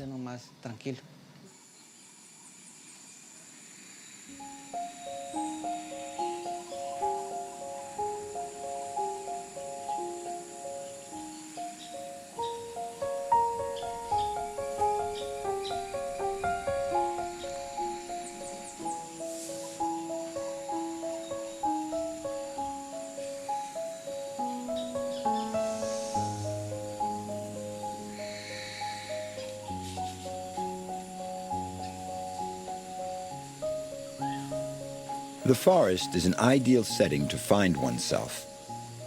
Claudine was a top-level modern dancer. Now, practicing yoga allows her to achieve a harmony with the universe that surrounds her. Practicar yoga. Yoga gives you a particular feeling, depending on whether you're doing it indoors or outdoors. It's an encounter with yourself. However, when you do yoga in a place with very high vibrations, as they say high frequencies, like in a forest, it's as if there were no interference. You're completely with yourself, and that gives you very special feelings.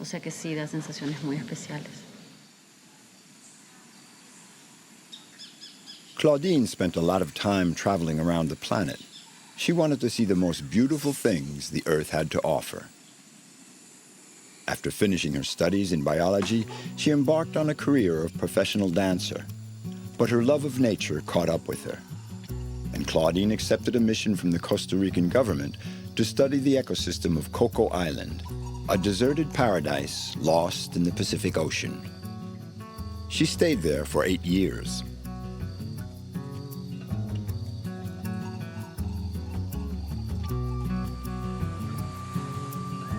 Giving of oneself and accepting to become one with nature.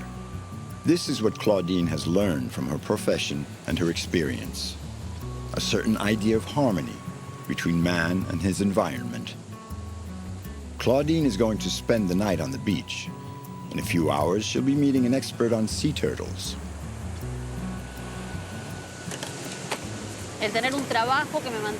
This having a job that allows me to always be in contact with nature is in fact an excuse. It brings back feelings from my childhood. When I was little, we used to play in a big garden that for me was a magical and mysterious forest.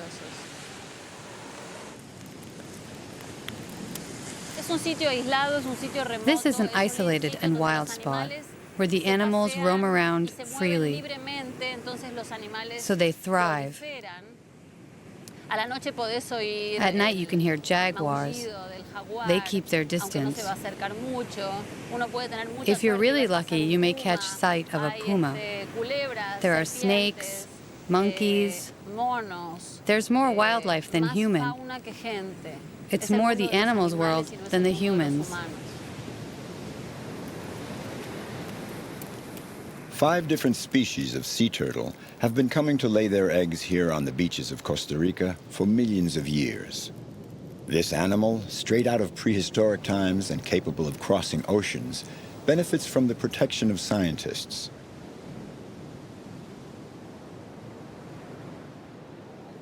Claudine is going to patrol the beaches of Corcovado to observe the sea turtles along with Eric. He works for a sea turtle protection program. Tonight they're looking for a specific rare, endangered species, the loggerhead turtle. Eric wants to attach a tracker to one, but they don't find any this time. However, they do see some more common turtles that came up on the beach to lay their eggs on this moonless night. This nest, with its eggs nearly ready to hatch, was recently raided. The eggs have to incubate for 55 days. Here, the eggs are 50 or 51 days old, and when they're close to hatching, like these, they give off a very strong odor. The raccoons in the forest smell that. So one came by here. He dug them up, ate his fill, and went off leaving the nest uncovered. So tomorrow morning the birds would come and have a feed. Claudine and Eric move the eggs a few dozen meters away. In a few days they'll hatch. and the lucky ones will make it to the open sea. Only one turtle in 1,000 reaches adulthood. I'm proud. It's important to work for a worthy cause like sea turtles, which are very vulnerable animals. They can be eaten by other animals. And I'm happy to serve this cause, which is very important for all of us here. Nearly 1/3 of Costa Rica is protected territory. It is the only country to have reconciled economic development and respect for the environment. So the Corcovado National Park is a very special place. My message is one of hope and of warning. If we don't change our ways, Corcovado could cease to exist. If we change our habits just a little, we could protect the planet a little better. Without Corcovado and places like it, our future seems very bleak. But Corcovado does exist.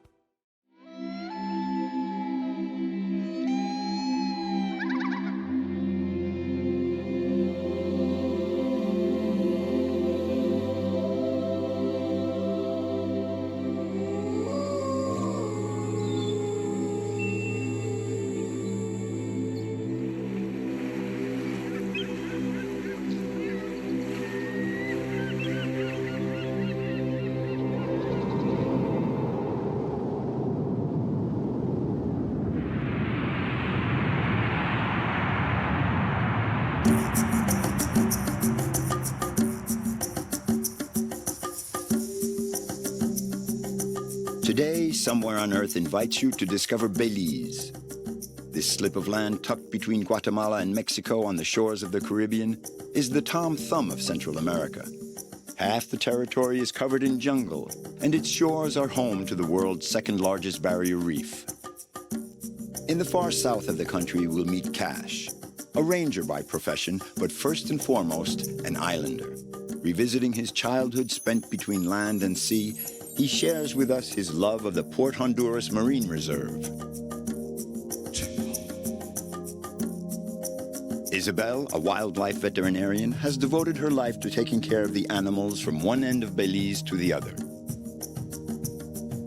She'll take us off the beaten paths to visit her patients. Whether they're hiding in the jungle or swimming in the sea, they're a varied assortment of surprising creatures.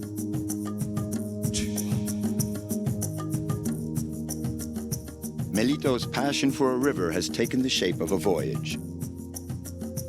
Every month he travels up the Sibun River to make sure that it's not in any danger.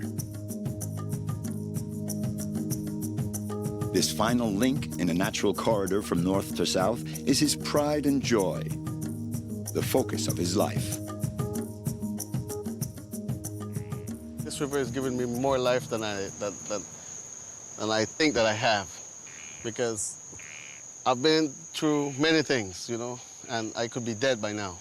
Well, I call myself dead man. But you know what? The river said, no, I'm not ready for you yet. Go on, you got a mission to, you know, to accomplish, so I'll give you another chance. So man, from then, I love the river even more. For a long time, Belize has been shrouded in mystery. Avoided by the conquistadors, it was not until the 17th century that pirates crossed the reefs and landed on these forbidding shores.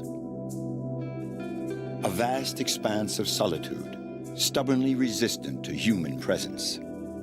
Isolation is an intrinsic part of the country's identity.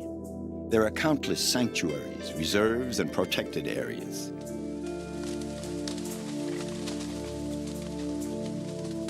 In this realm, nature makes the rules. We're just a few kilometers offshore in the Port Honduras Marine Reserve. Declared a protected area in 2000, it offers a myriad of islets covered in mangroves. These plants form a rampart against erosion and are also a haven and breeding ground for a wide variety of animals. They call this spot the Nursery of the Caribbean.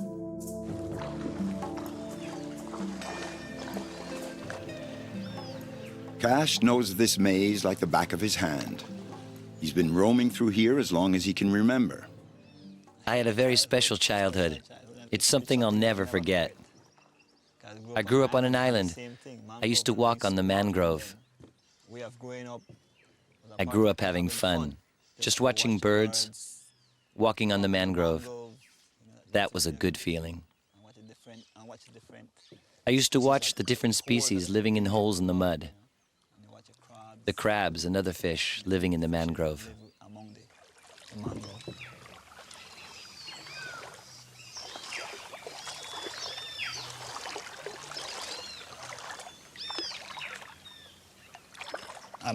We're away from the city.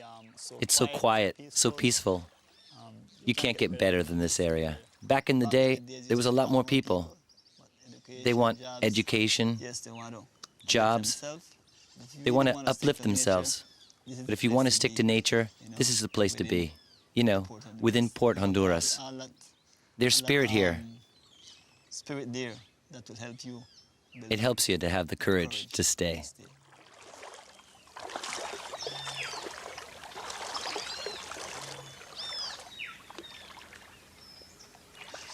Cash is the youngest of 8 siblings.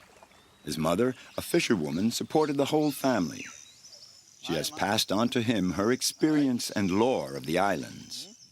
Good. Right there, you make you cut that piece of stick, put on the crutch. Put on the crutch on it, no? Yes. You want to cut it, you want to stretch? Right. Just go and hold over there and then just make it. When we were growing up, we had exciting moments. I used to always run away from my mom, and she'd think I was going out fishing or going out somewhere. Yeah, sometimes I got a whipping. It was freedom in some way. I think growing up like that did help us, actually. Keeping us away from all the negative things, from bad influences that we have around us. That's the good part of it. In my days, everything was free. You know, like today, everything was free. You go into the sea, you pick up a conch, you catch a fish, you catch a lobster, nobody to tell you nothing. No, you can't do it, no? But it's good in one way because everything is done. So we have to protect the areas. This is my life. When I reach the island, oh, peace, joy.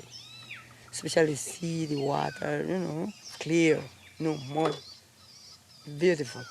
I don't know, it's something very great. And I feel nice about it. And I'm proud to be a fisherwoman.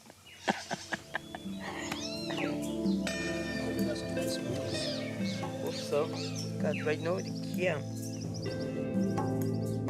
Before laws were enacted to preserve these waters, Port Honduras had long been overexploited. In the 1970s, fishing with nets was widespread in the zone. It was urgent to take action in order to save this haven sheltering so many species. With this idea in mind, Cash became a ranger. He lives alone on this spit of land lapped by the waves. To the east, we have Honduras. To the north, we have Mexico. And if you go along the coastline and follow it, you will find Chetumal.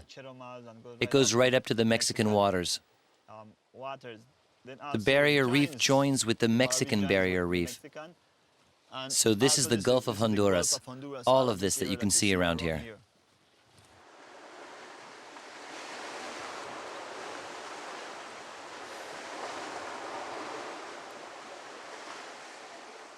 Here we're at Abalone Key.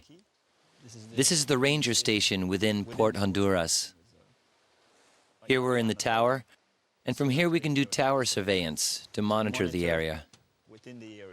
I love the sea, and that's the reason why I'm a part of this right now, being a ranger. What you can do within the reserve You can fish to eat and to sell. But you're not allowed to use certain methods within the reserve. The reason why I really love the job I'm doing is because I spent all my life here, and I also want to take care of what is ours. If we don't take care of it, we will not have it for the future.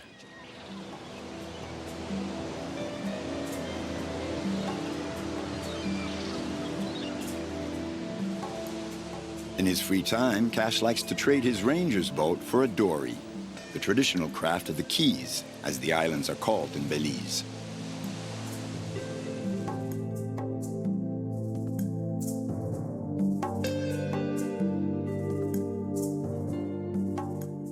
Port Honduras is now protected, but lobster fishing is authorized a few months a year. No need to go very far. You can catch them just a few meters off the beaches. Many men who sought refuge on these islands managed to survive thanks to this abundance.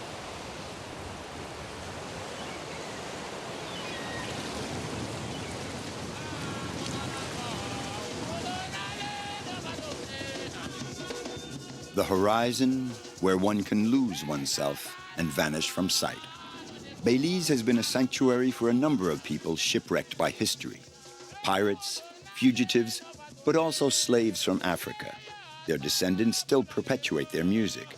This is the Garifuna community. Singing is their way of invoking their ancestors.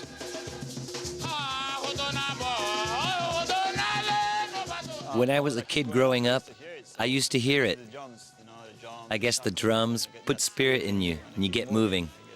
That's the reason why I just love it.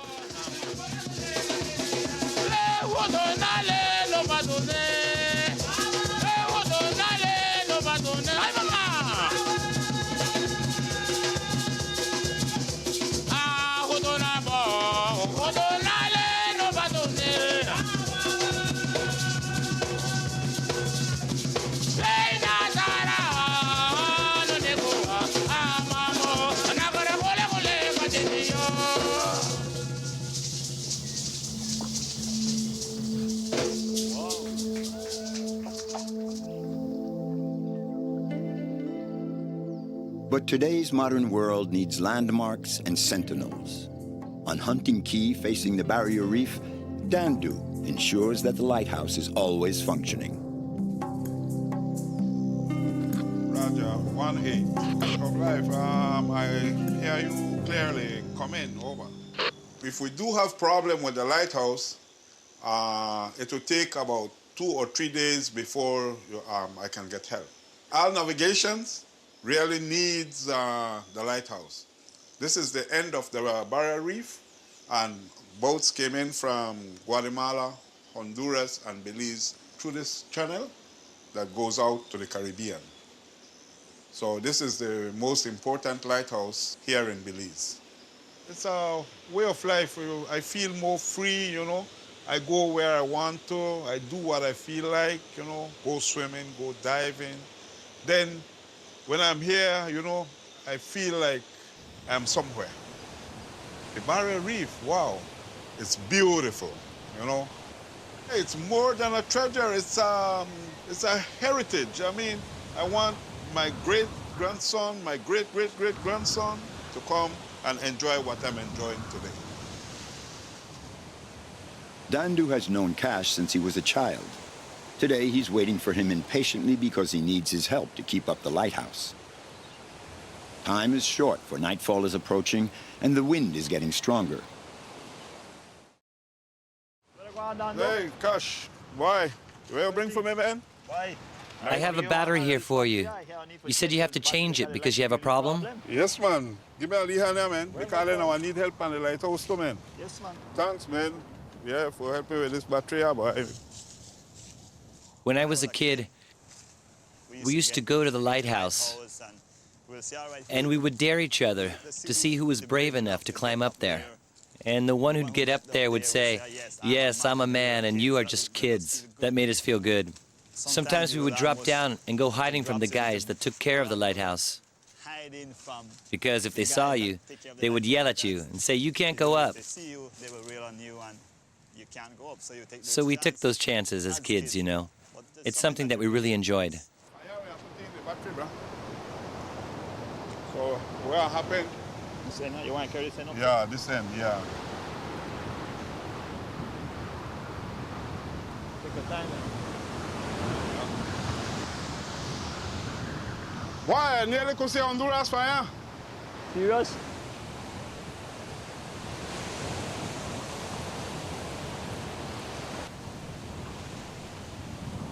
That's rain clouds between Honduras and the mountains. When I go and meet other people from the reserve, it's like a home and a small place for everyone. We help one another in everything. You need something, you get it from me. I need something, I get it from you. That's the way it works all through the islands. So we look out for one another.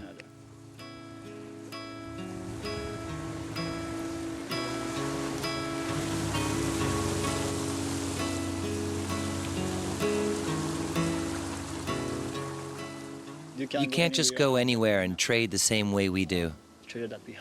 Here, we work together with a community spirit. Here, on the outer limits of this mint green expanse, isolation brings people together. The elements forge an identity, the soul of the Belize Islanders.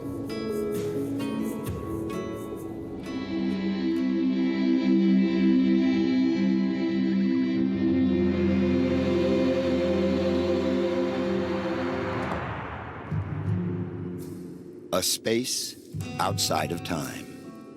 The San Ignacio region in the west of the country near the Guatemala border is a paradise for those in quest of the absolute. Jungle as far as the eye can see. Here, everything is a call to adventure.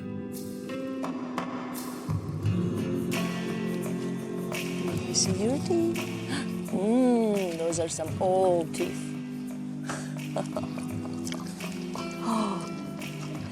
Tapirs are a mixture of horse and rhinoceros. It's a very old animal, and it's actually the only one in its group. There's 4 different tapir species worldwide, but this is the Central American species, and it's also the national animal of Belize.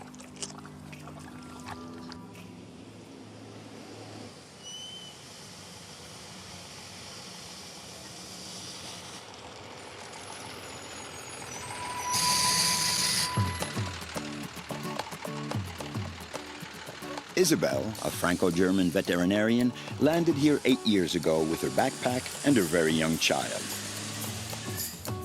She came to work with the wildlife and is committed to protecting endangered species. Here, in Central America, she has found a way of life that corresponds to the ideals she has kept from her somewhat bohemian childhood. There are many highly motivated people like Isabel in Belize working to maintain the equilibrium between the wildlife and the environment, on the land, in the sea, and in the lagoons.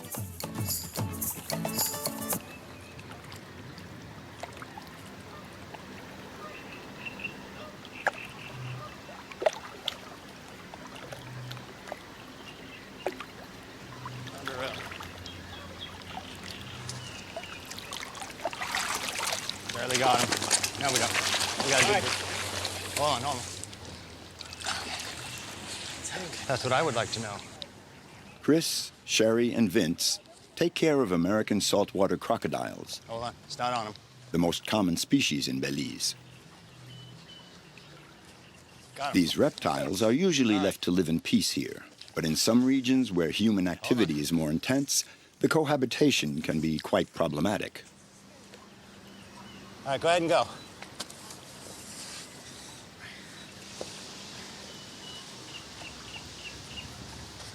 Can you believe this? Somebody has chopped this animal's tail off for meat. Yeah, disgusting. They get about $17 a pound for this. For him to come so quickly for chicken, he's obviously been fed, used to humans. Obviously someone coerced him up to come to the bank, gave him some chicken, but then lopped his tail off. So we're gonna bring him up north and let him go and let him be a crocodile where there aren't any human beings around and no one to feed him or chop at him. And he'll do just fine because his natural diet is fish or raccoons, not chicken.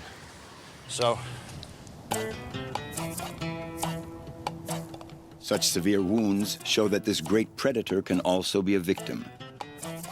And in cases like this one, it's Isabel who takes over. Oh, good. How you doing? Good trip? Yeah. Hello. Glad to be here. I'm glad you could make it. So that's the guy you caught last night? Yeah, Yes. this is him. And we're glad that you're here with us, too, because its tail has been amputated by machete. And so it's great to have a vet here and to help us assess the You gotta look at that. severity of it. Releasing a crocodile back into the wild is always very moving. The worldwide population of American crocodiles is estimated at 15,000. Belize is one of the last places where their habitat is still protected. No, it doesn't really appear to be infected, I don't think. And it was really nicely healed until she rubbed it. Got it, Vince?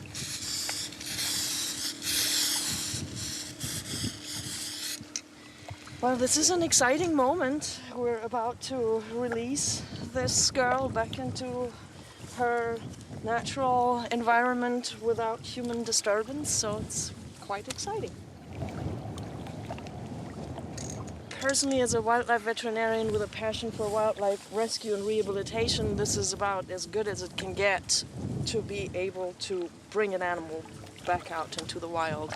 I get to do it all the time, so I'll let you and Vince do this. Ready to go. 1, 2, 3. The recovery time, that's pretty quick. That's a very healthy animal. Usually the recovery time when they've been held overnight like this one has can be quite slow, sometimes up to 5 minutes.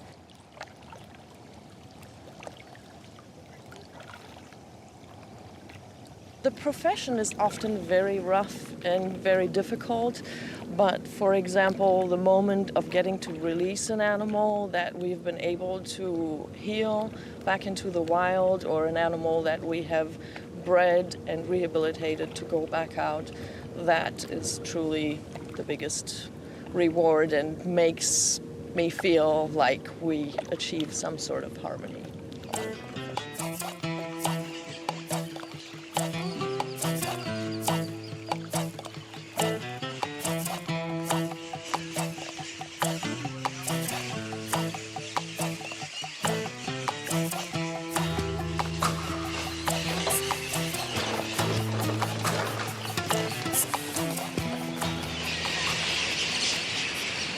Belize is a really small world. There is about 340,000 inhabitants in 6 major cities.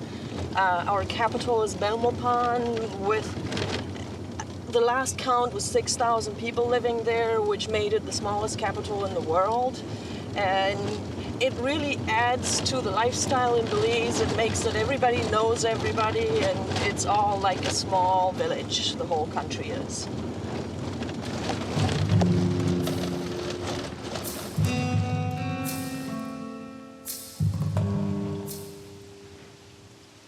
We're about to drive through Barton Creek, which is a Mennonite community. The Mennonites are a religious group that came from the Protestants, and they originated in Europe, and they left Europe about 250 years ago because they're basically pacifists. They did not want to join the military, and they have moved a little bit all over the world.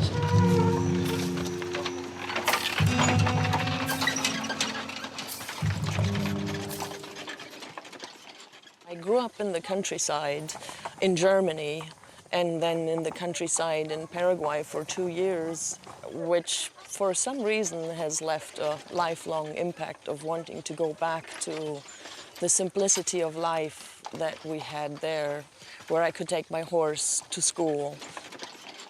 We came to Belize and we stayed.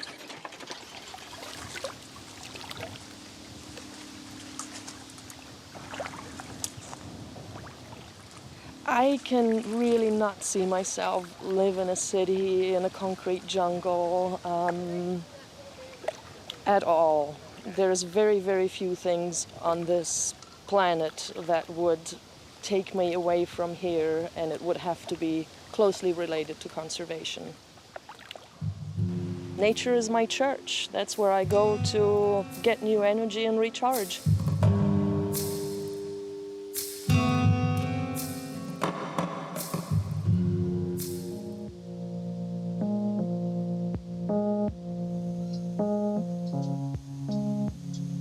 The tamandua was found as a baby after a flood.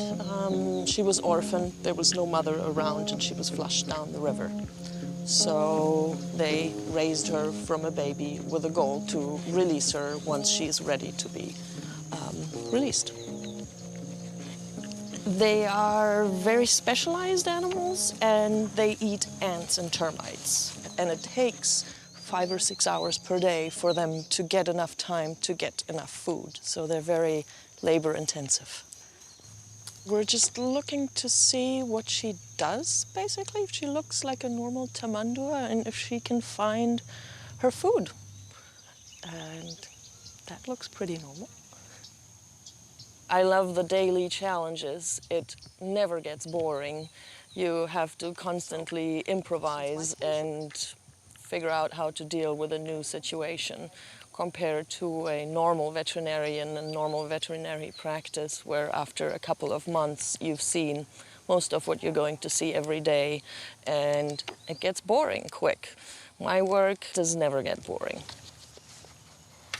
And if you ever had to restrain her, we would actually grab her by her front legs because that's what she would use to defend herself. So what you saw a little earlier where she did this, that was really good to see because we want her to not like humans.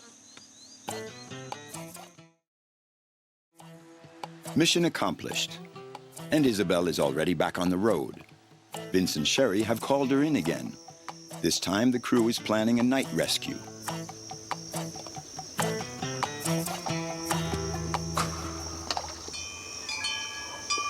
We're going to try and capture the 2 crocodiles that have been deemed problematic and or because of future development from this area down south.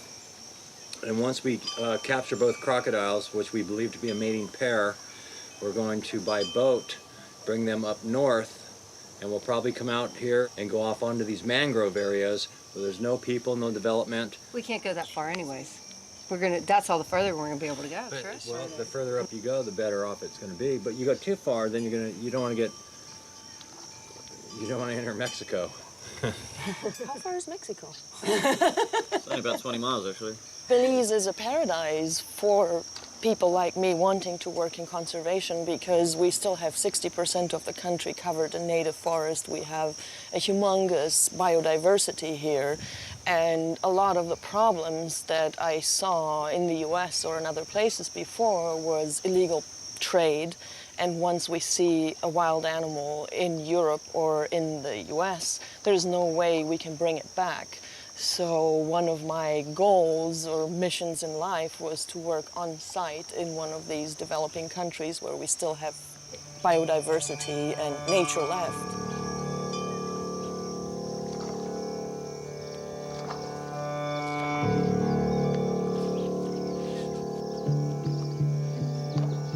All the eye shines you see that are orange and this color, we know that is a crocodile staring at us right now.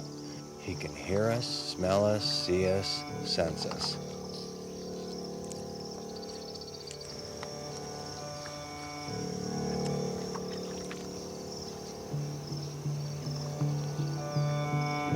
Got a head crest down there somewhere? I can't see the head, no. I have the tip of the tail here, her mid-body's right here, she's 2 o'clock from the front of the neck. Right here, her head's right there. Okay, wait. Her head's coming towards you now. Right. Right up in there. Go on the other side of the Go to another, then go to another corner. Hold on. She's coming up. Here, Get her. Oh, man.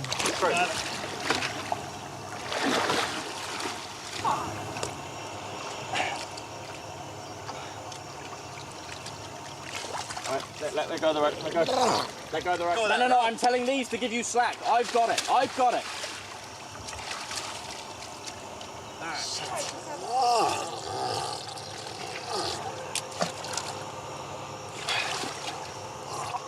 Go.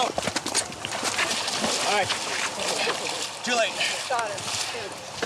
Okay, hold on, Hank. You can't taper yet. You gotta let her expel some of that water. That sucked. Good job. This is from a croc fight. Aww. That's a hell of a gash.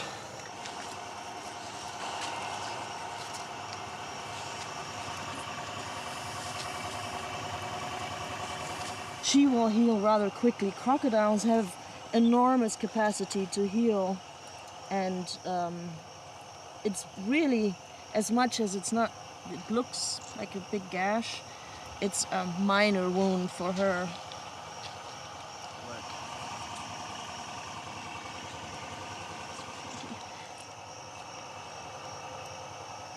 Ooh. And adrenaline is working on me too. Believe me, if she starts moving and shaking and I fear that Chris is losing control, I will be out of this area within a split second. Living intense experiences in close contact with the wild kingdom. Here in Belize, Isabel's dream comes alive again with each new day.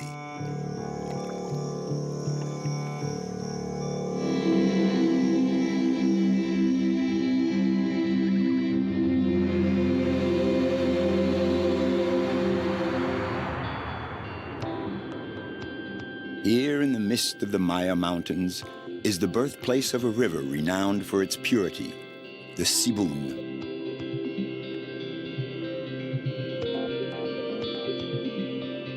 It winds its way through a dense jungle, and Melito has made it his mission to protect it.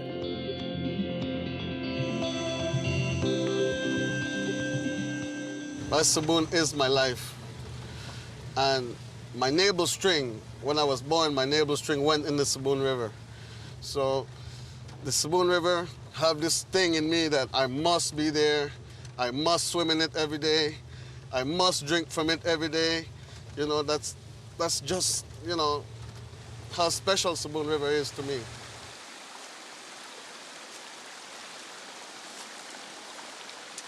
I used to have a job, a permanent job, for 10 years. And I feel something in me that's holding me back. I don't really know what it was until I spent more time on the river, and then I could feel, oh, you know what? This is it. This is my dream right here. This is what I wanted in my life, to be on that river, anytime, anywhere. I'll stick with the river. I call myself as a riverman by, you know, taking my own responsibilities, go on that river. There's like 12 different communities along that river that needs to know what's up upstream.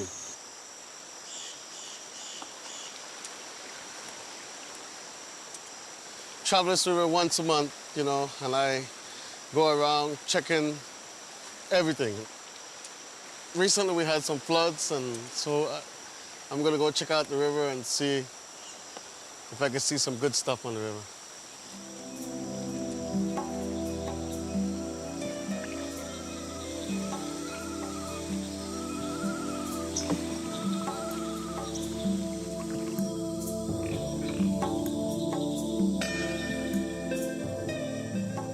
This solitary voyage has become as vital as breathing for Melito.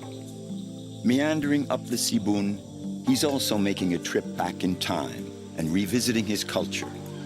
Everything in this setting reminds him of who he is and where he comes from.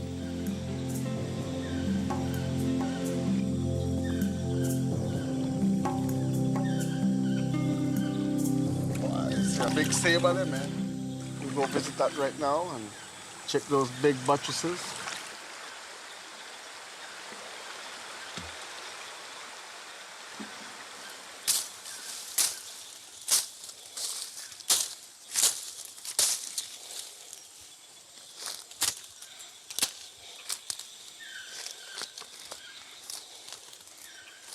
This saber tree is about 120 years old. My ancestors are still leave something to let me know that yes, they exist back in the days. And the other thing is, not a lot of big trees is left in Belize. Most of our big trees gone down the river, cut down by loggers. So when we see a big tree like this, we praise it, because it's wonderful to see it again, you know? Yeah.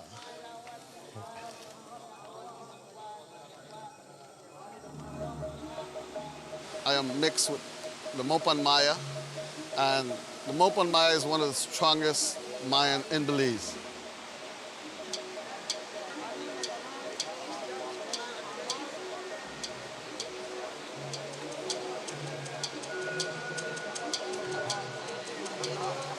Mayans once used to use the cave for sacrificing.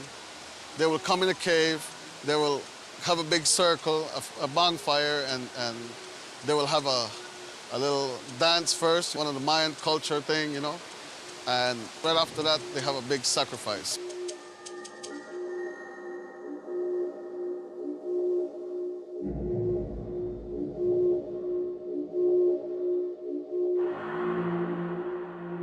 Even today, the Mayas show great respect for their dead. They still practice their rituals in caves, but the forms have changed.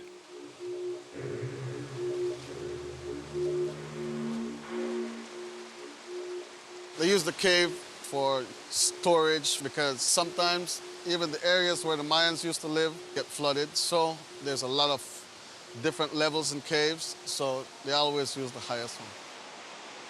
Again, in here, they have a god that they call the Xibalba, which that they believe that, you know, take their ancestors and take them, you know, to heaven. That's why we have a secret tree that's named the Ceiba, which is a secret tree of the Mayans.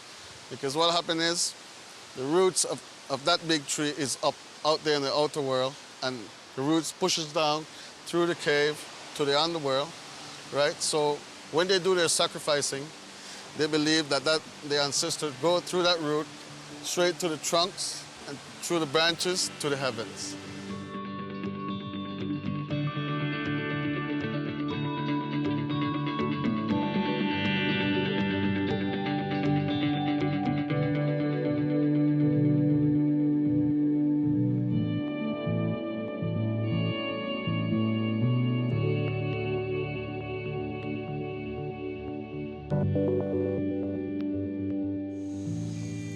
The Sibun is the only source of drinking water for the villages along its banks. Melito plays the role of messenger for the river dwellers. Good afternoon. How is the day, man? Not too bad. Everybody John around? Watching some cows. Uh-huh. So, is Mr. John around? Yes, Mr. John. Why, my partner? What's up, man? Why, long time, man? Yeah, man. Why, long time, why? Quite a while. Why, good to see you again, man. Nice to see you too, man. Yes, man. Yeah. So what's up, man? Well, not much. Any report or any news that I need to know about the river? Well, I just see it kind of filthy, a bit dirty, you know. Oh, well. We can remember one nice flood passed through this place. It's in about December. Yeah. The last flood comes and reach way up on top of the bank. Almost get into my mom's house. About 8 inches to enter the house. On top of the hill? Yeah. Oh my goodness. Yeah. So that's why you guys build your house off of the thing, no? Right. Yeah. That's a huge flood. That's a big one, man. In this region, the rains and hurricanes are continually reshaping the landscape. So each expedition is a new adventure for Melito.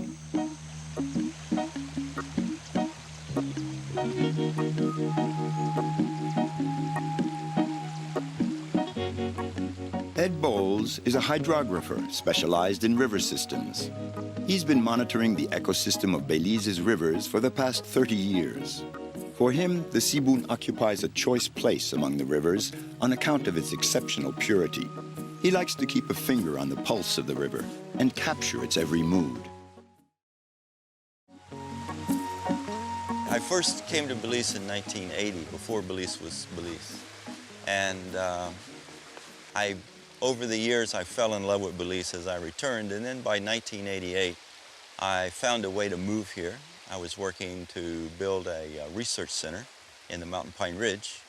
And ultimately, I moved from there to the university and to other jobs. And also, I was trying to escape the U.S. I was tired of paying my taxes that would go to promote a war industry, and I would rather come to a country which doesn't promote war. So what are you up to? Yeah, same old routine, man. How you doing? So what's the river like up there? Well, it's beautiful, man. Nice. Same, nice. you know, like always. All right. Well, you got a healthy river right here too. You should check out those fish. Nice, man. Come in. I'll show you what I'm doing. So, did you do any sampling lately? I'm about to get started. Wow. I just wanted to get a sketch of the area. Okay. Just for the notebook. So how is the forest and the spiny bamboo and stuff? Is that still holding on, or? It's still holding on, but it's thin. You know, there needs to be more trees coming in. But I see some young trees coming through. All right. So I think that we're going to see this area grow to full size in a few years. So you think sometime we should be planting some trees on the side of the river? I think it wouldn't hurt at all, and we can get some students involved in that. All right. And evenly, I could even put the seeds together and got some trees going in my nursery. All right. For that. Do that, and save some for us at the university too. All right, definitely. Now before the sun gets any lower. All right, man. And put a few rocks on the edge of that right there. I'm looking for that watershed that you took me to a few years back. Do you remember how to get there? Yes, man. You think you could take me again? Because I would love to get up there and do some sampling. All right, definitely. We could definitely do that. So it's right around this area right here, man. Okay. It's a great spot, big waterfall, you know. How soon can we go? Tomorrow. All right, let's do it. We'll be there tomorrow.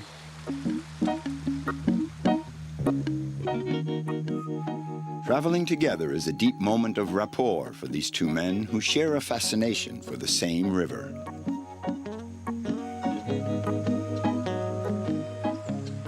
I feel so many emotions here. There's certainly a sense of freedom, of the ability just to kind of be yourself on the riverbank, but there's also something about a flowing water system that just massages the creative vibes in your body.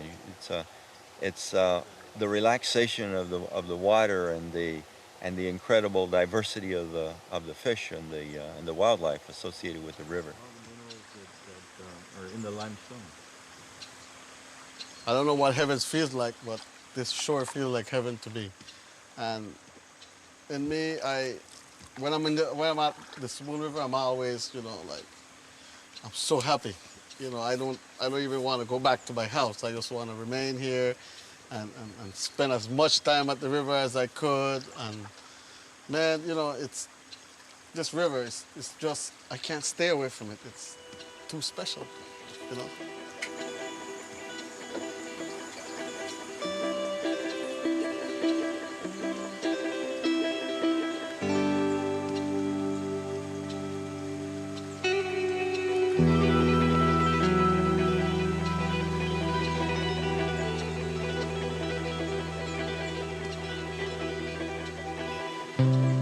Well, this is the trail that we're going to take to the waterfall, no?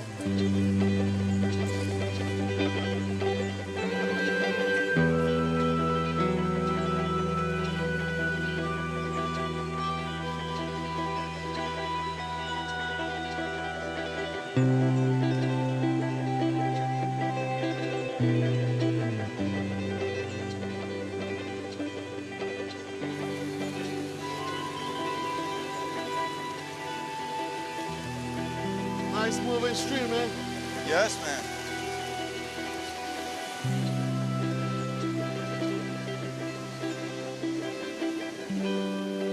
Just check that waterfall, man. It's beautiful, huh? It is.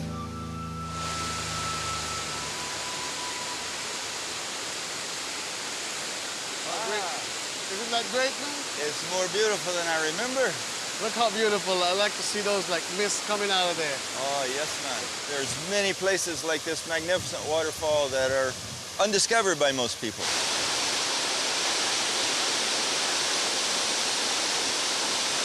Belize, for such a small country, it has so many natural wonders. It takes a long time to see all of Belize. It's so spread out.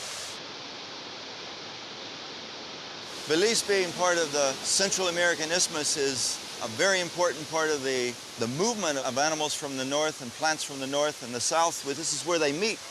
And so this is the second most diverse place in the world. Wow, even better. Yeah. Oh, man.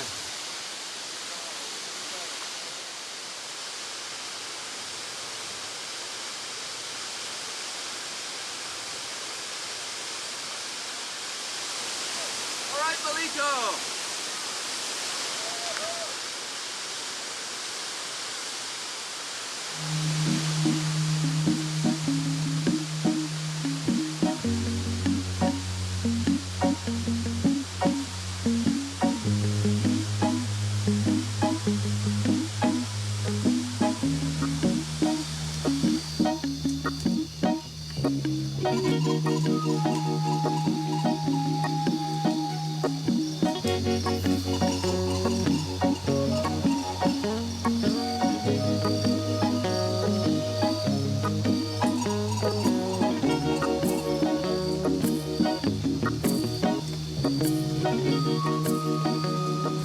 Hey, look, big one up there up on the tree. Big iguana up on that tree yonder. I like iguanas. They're one of the best reptiles I ever met, you know, because I can't play with a crocodile like how I play with an iguana. The males are huge, and the female, they're much smaller, much softer, you know, and it's easier to play with. But the big males, too big, you know? You hold them, but it's like a big monster in your hand. I love playing with them, and the thing that amazed me is that tail. You know, that different color, that black and that orange tail. Oh man, it's like somebody painted it. First time I've seen an iguana, I was like scared of it. But again, I said, man, no, I shouldn't be scared of that. I see my brothers hold it, so I said, okay, well, it won't hurt me either. So I go and I hold it too. They don't bite, you know. Wow, next big one. A big iguana.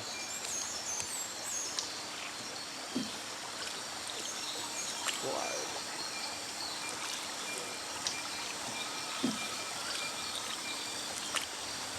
Nice iguana up there. I'm gonna try to take him a shot. Hopefully I can hit them.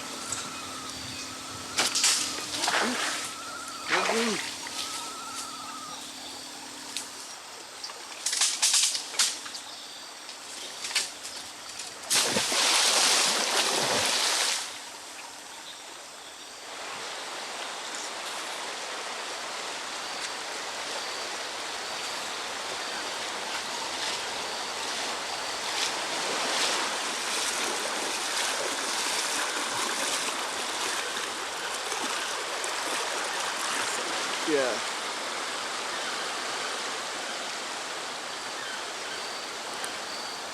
Yeah, very nice pet. I love iguanas. They're very cool. Really, the wild things should be harassing, like moving all the time. But this one, nah. You can pick him up anywhere, hold him like a baby, take a shot. You know, you could do anything with him. You could put him on your shoulder. Woo! And this is a male, by the way. And we could tell it's a male by this big bulge here.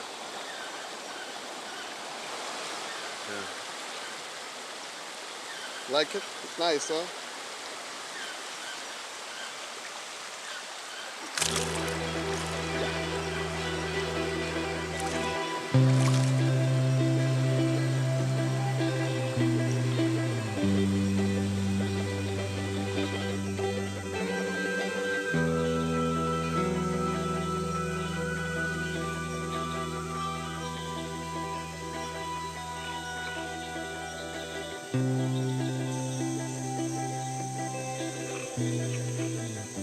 When I go out to town, I'm miserable. I see too much people, I'm miserable. I see my river and I see birds, I see everything, I'm happy. And in a way, in my life, that's what I dreamed of, to be a river keeper, to get on this river and have a good time and have a life. And the life that I'm looking for, I have right now. So I am glad and thankful for it. Yeah.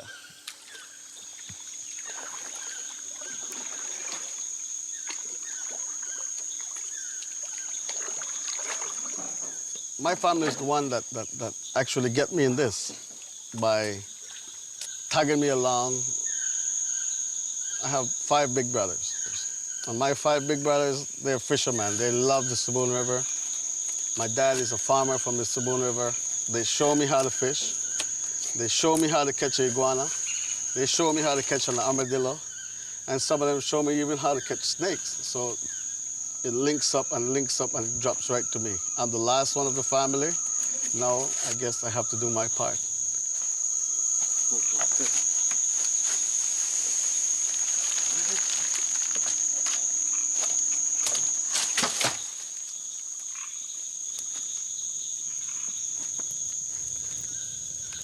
I pick this spot all the time, you know, because great spot and great place to fish. You know, you could just stand right here beside the campfire, throw your fishing line in there, and just catch a fish.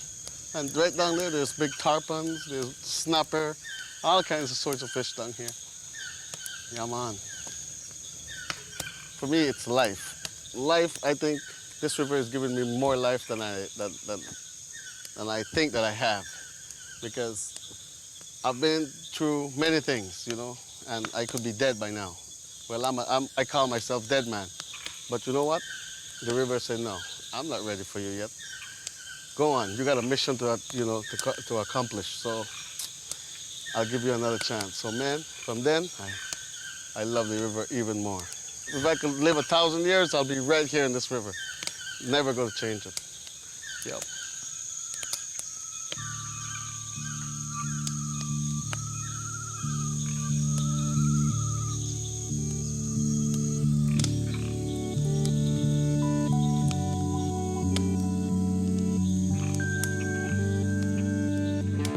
This is the story of Melito and of an entire country, Belize, where the murmuring of the rivers is a message of peace to man.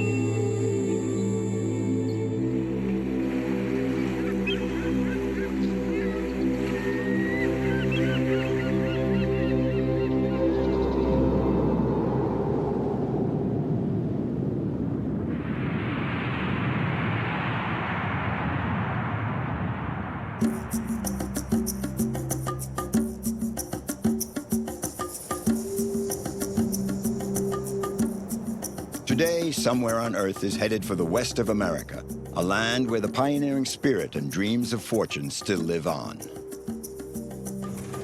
Al Fall is a musician. He plies the deserted roads of Arizona at the wheel of his old taxi. The concerts he gives in the little towns keep him in close contact with a slice of genuine America. Richard Fox, who grew up in the mountains of Wyoming, has chosen to live close to nature. By running the family ranch, he's perpetuating the cowboy tradition of the American West. The mountains and canyons of Utah still echo with Indian chants. Steph Davis has made this her playground. Climbing, skydiving, and base jumping, this is the daily bread of this enthusiastic woman in search of the extreme.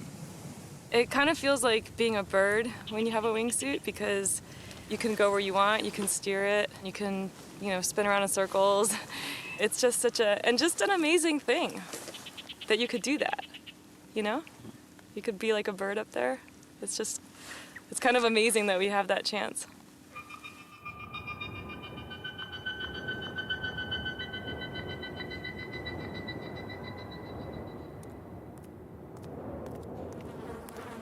Al Fowle couldn't imagine his life any other way.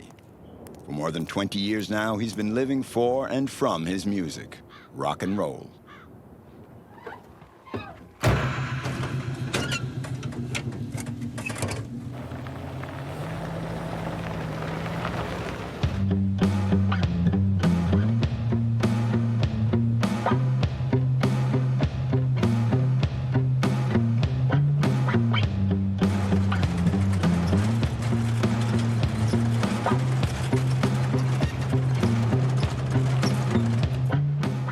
Al Fowle, at the wheel of his old jalopy, travels Arizona's dusty deserts scattered with cactus.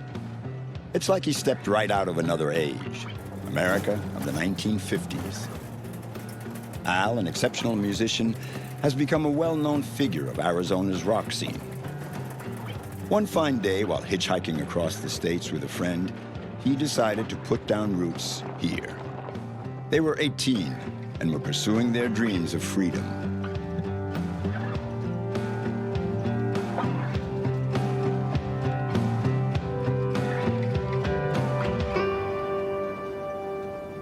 Planning is I wanted to go out to California.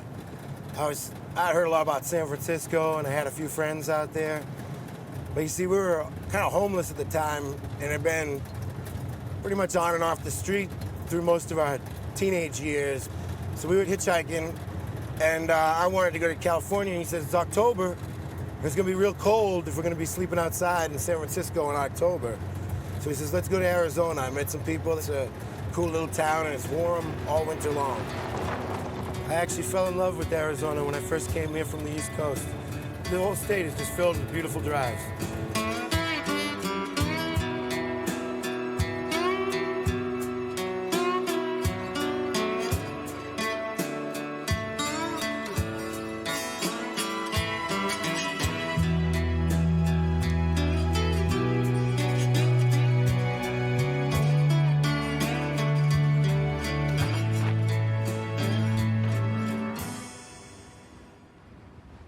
I was getting ready for the show. I gotta get, I get pretty dirty driving around in this car, So I just, put on the good shirt for the gig. Music is his livelihood, and his old guitar is his most valuable possession. On the roadside, under a leaden sun, he carries out the same unchanging ritual before each concert. The guitar used to be like a red sunburst, and it had gotten smashed, actually. The whole thing got broken in, and when I repaired it, I was gonna paint it a different color or go back to the red sunburst. And when I primed it and sanded the primer, it kind of gave it looked kind of like the Taxi, actually. So I decided I'd just clear coat it like this, and it matches.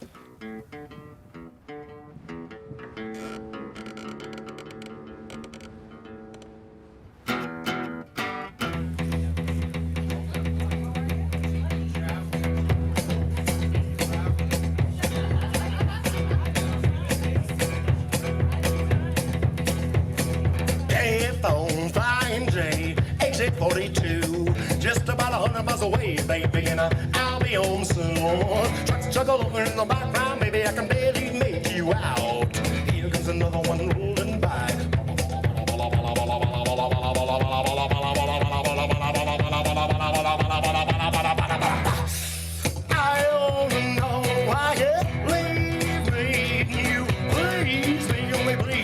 sail. Yes, I only know like I please me, and you please me, only please yourself.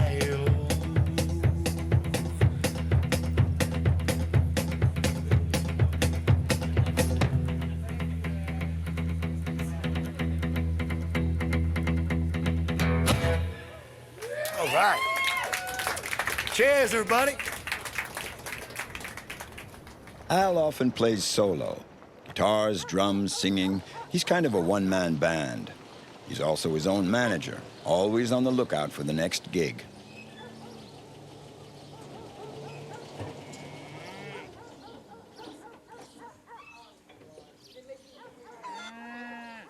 Today, Al's making a stop at Quilico to see Ed, a real character of the far west, like you can meet in Arizona.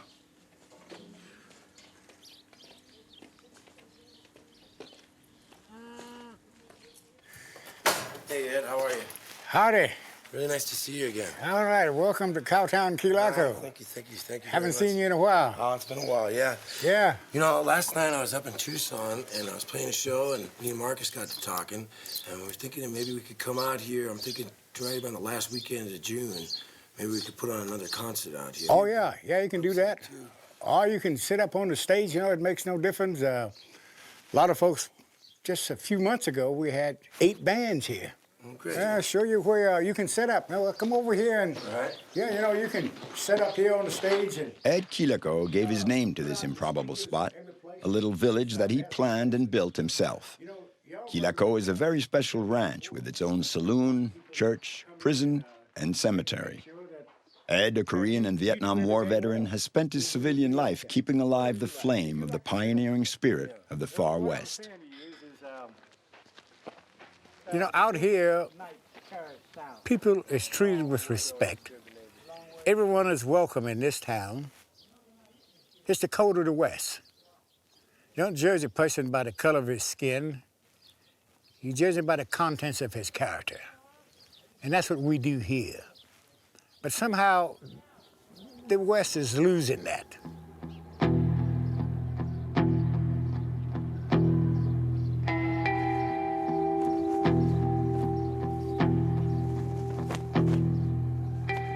The deserts is a school where final examinations are given every hour, every day, every month. You have to understand, you learn to live in correlation with animals, with rattlesnakes, with Gila monsters, everything that's here. You have to know where to find water because it looks green out there behind you, but that's a dangerous place. It can take your life. They'll find your bones weathered someplace. You have to know.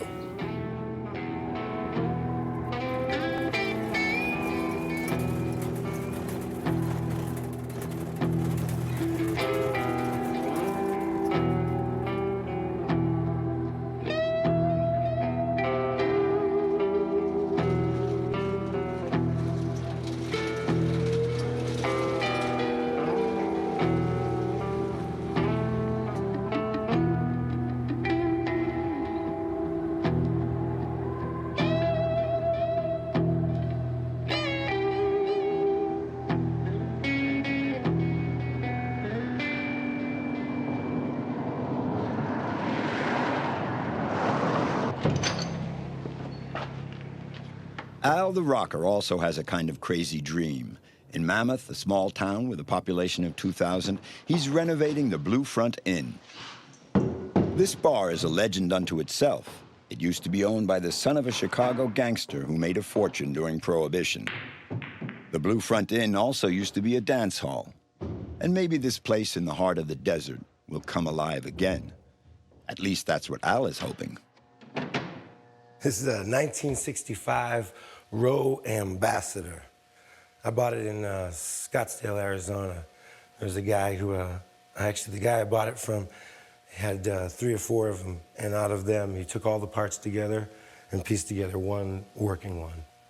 And I've filled it with all my own records and records that I got from my father when he died.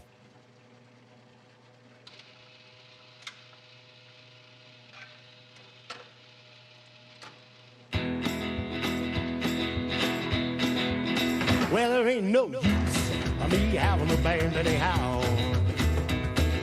Just a couple of pounds that I got to learn to pay somehow. Well, now, $50 to buy the three ways.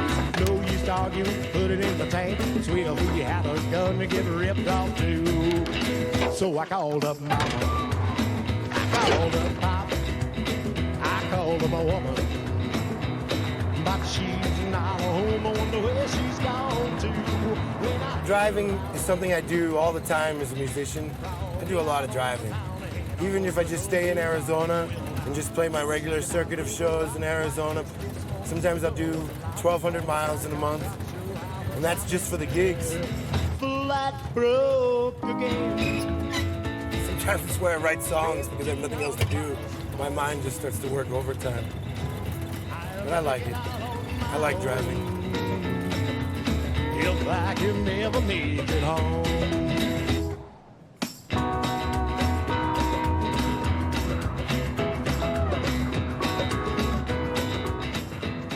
250 kilometers from Al's place, just a stone's throw for Arizona, is the town of Bisbee and the Shady Dell, a very original motel. Here, the rooms are all vintage trailers.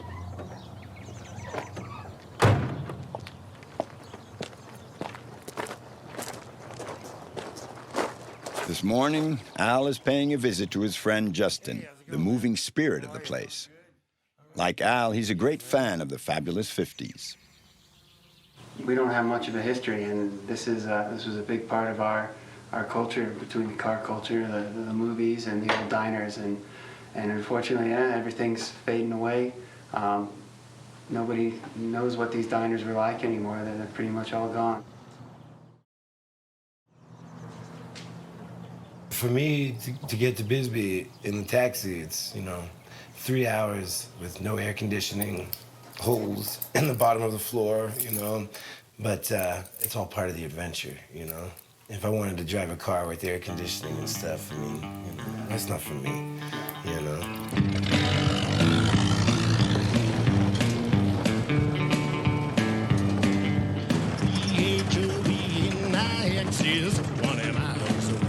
Good music, a head full of yarns inspired by his Mexican taxi.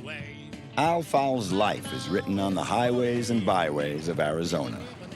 Behind the wheel of his 1954 Chevrolet Bel Air, Al is a happy man. Yeah, man, I love it. I love this car. I can't stop anywhere without somebody saying, wow, man, that's a cool car. I love it. The trunk popped open. It's got a bad lock. I gotta close it again. 20 miles away. I bet you ain't gonna be surprised when I walk in. Right now he's frying eggs and well, you see, none of these gauges work, on the thing, and they didn't when I got it. And to kind of replace them all is a little expensive and it's a real pain to do. So, I don't know, if I need to know how fast it is, 50.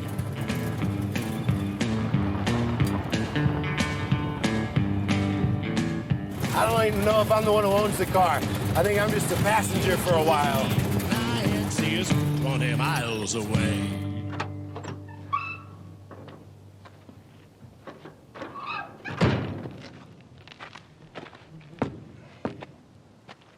God bless America.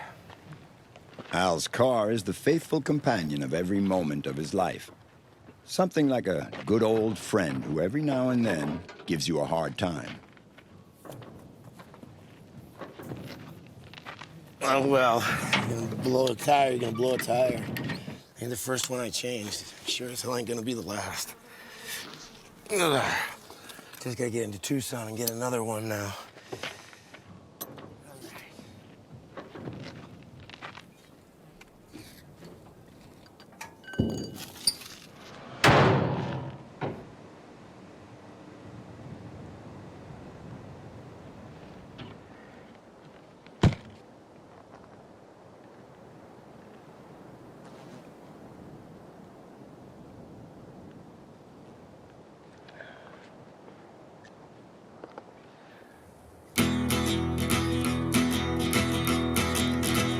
Have you heard about Davey?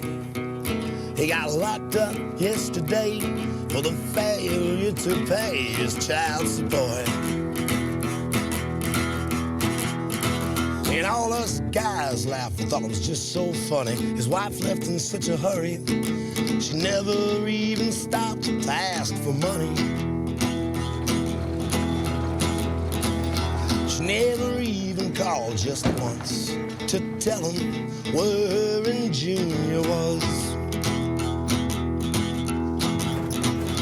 So last Friday night, driving back to his lonely home, he started thinking, I'm not going to leave Arizona, I don't think. I mean, I want to travel. You know, I'd like to see the whole rest of the world, really, to tell you the truth. And I'm going to try to see as much of it as I can. I mean, part of the biggest thing about being a musician is it can be a tool for that. You know, maybe you ain't going to make any money there, but you're going to get to see some places, you know?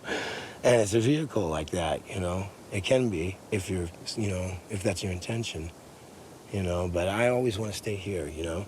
I got a nice little circuit I do, you know, around the state, different gigs I've been doing for some years, different towns I've been playing for a long time, see old friends when I play there, and it's nice. I never want to lose that. he had a little yard sale, baby clothes and dishes for sale. A little yard sale, baby clothes and dishes for sale. Little yard sale, baby clothes and dishes for sale.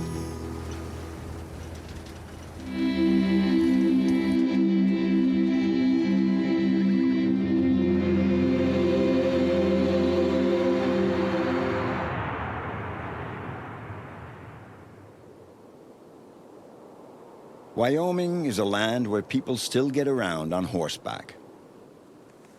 A land of breathtaking landscapes crossed by the Rocky Mountains that peak at over 4,000 meters.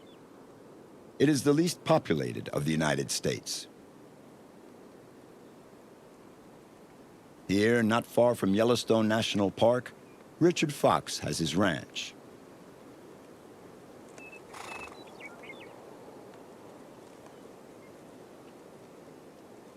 It's the end of May, and normally at this time of year, the grass is growing and all of the trees have leaves.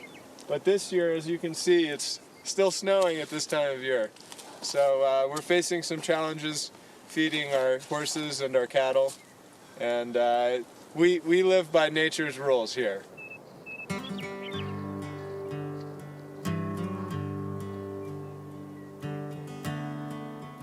Richard Fox runs his family ranch, perched at an altitude of 2,300 meters and isolated from the rest of the world. In this region, the temperature can sometimes drop to minus 30 or 40 degrees Celsius. Wyoming is a wild country, land of wolves, grizzlies, beavers, and the imposing elk. This morning, Richard is riding along the edge of the forest. He's tracked down a stray colt that ran off from the herd. Easy. Easy. Easy. Easy. Easy. Easy. Easy.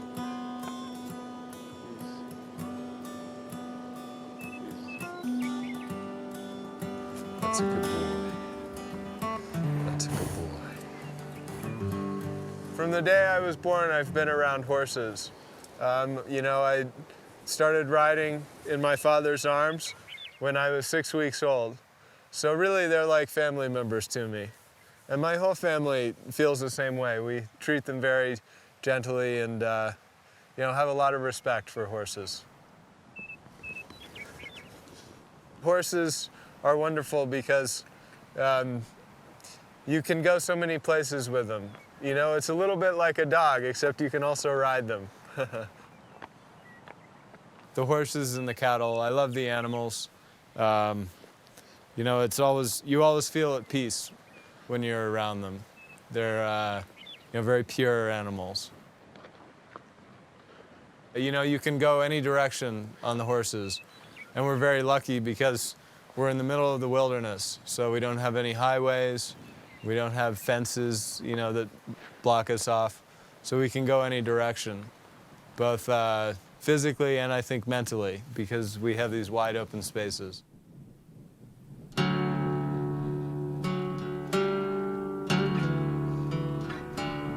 When the sun sets, the mountains around the Bitterroot Ranch echo with a particular sound that goes way back to Richard's childhood.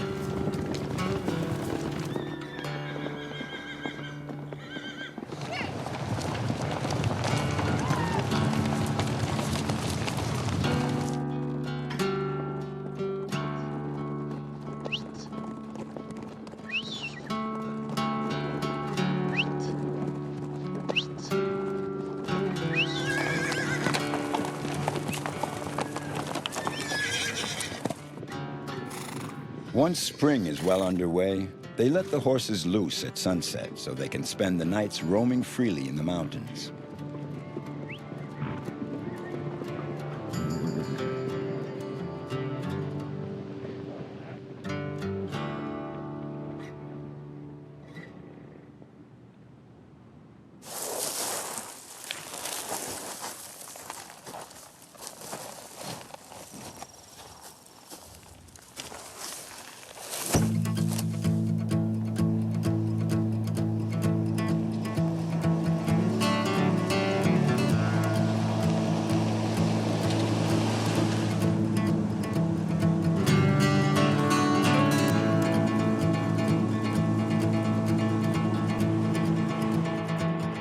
I was born and raised in Wyoming, and I spent my whole childhood growing up here.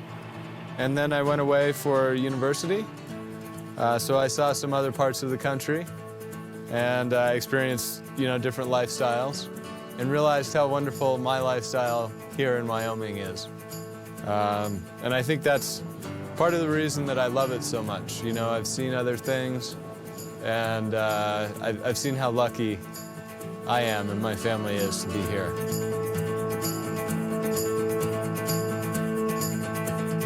But I was lucky because I was born into this lifestyle.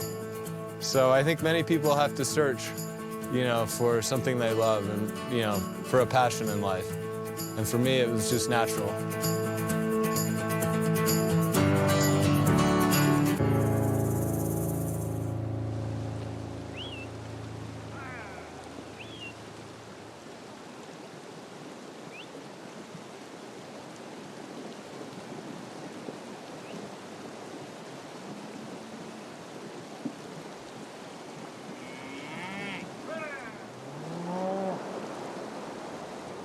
After a long, hard winter, the spring thaw has begun. The ranch is coming back to life.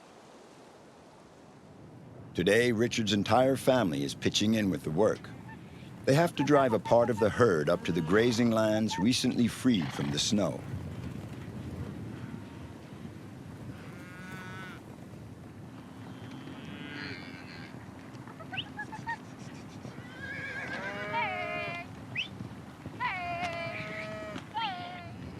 These vast expanses they ride over, these plains, hills, and mountains, all this is their home, and they protect it.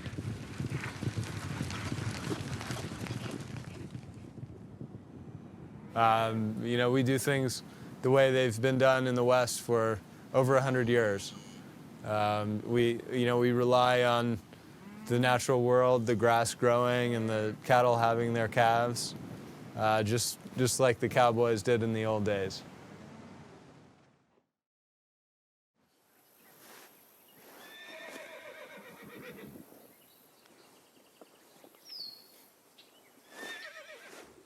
This is not a very decorative saddle.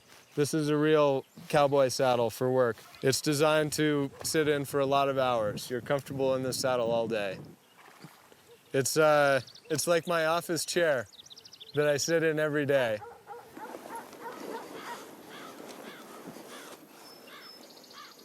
As long as it's looked after and, you know, I keep loving it, it should last for, you know, generations.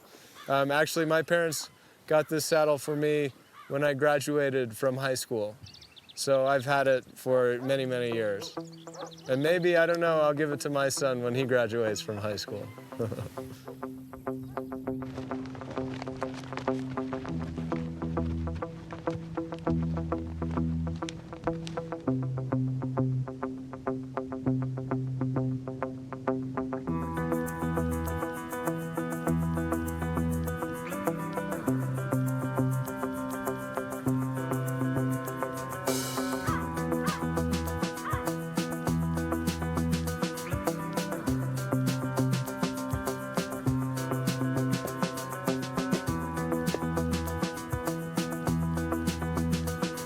I like to come up just by myself to get away from it all and see what's going on up here.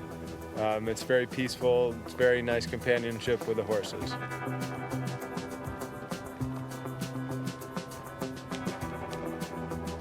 You know, you always have to pay attention to what the horse is doing, and so they keep you thinking. You can't fall asleep, and I can't drift off and think about other things. I have to focus on the horse and on our relationship. It's a little bit like a dance, and you have to pay attention to it, or you'll step on your partner's toes, or they'll step on yours.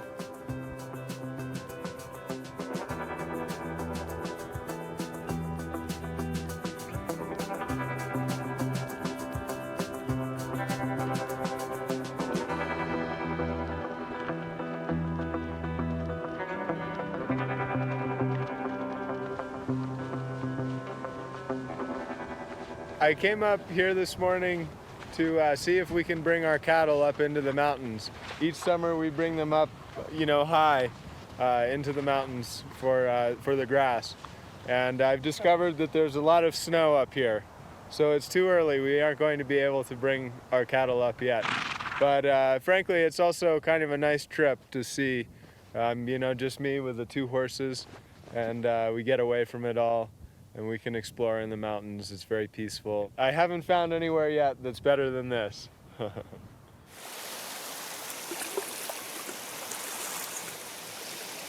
Richard makes a stop on the banks of this river. He still has half a day of riding to get back to the ranch. He'll spend the night in his 100-year-old cabin that has offered shelter to so many cowboys before him. Isolated, but not alone. He has the company of his horses, as well as the spirit of all those who once nourished the same dreams. Many ranches in the West are getting subdivided, you know, so they're being sold for people to have small houses in this beautiful countryside. But of course, as more people have their small homes in paradise, it's no longer paradise. And so I think for my whole family, it's very important that we're keeping our ranch the way that it has been. It's a hard way to make a living, and it would be easy to, you know, sell the ranch and subdivide it. But there are a lot of ranchers that hold on to the land. Even though it's a tough lifestyle, it's a good lifestyle, and they have a lot of love for what they're doing and for the open land and for the environment. I hope people get a chance to visit wilderness somewhere in the world just to see what it's like. And I think that, you know, that's how everyone used to live. So it's kind of part of us, and it's important to, you know, still see it. At dawn, Richard will get back on the trail to the ranch. In a few days, the snow will be all gone. That's when they'll drive the cattle up to the summer pastures.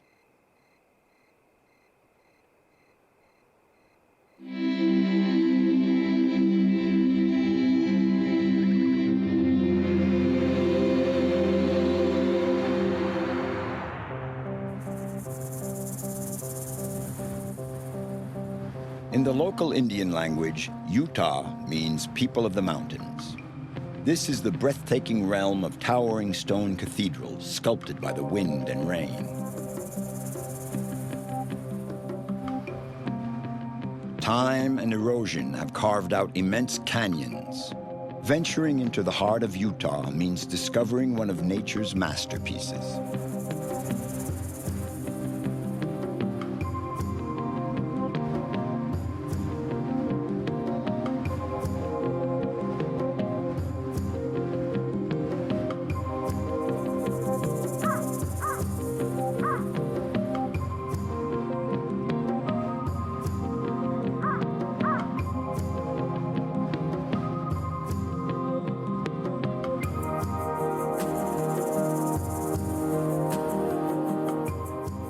Here at the foot of these abrupt rock walls is where the lovers of wide open spaces meet.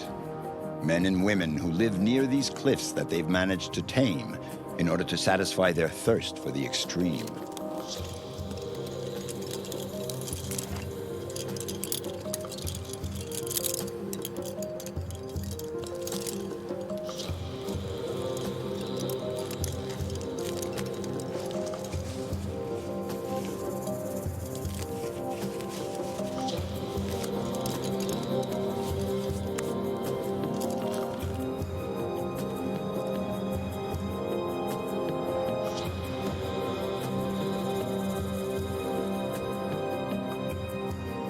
It's like a specific moment where you have to focus and do everything the best you can.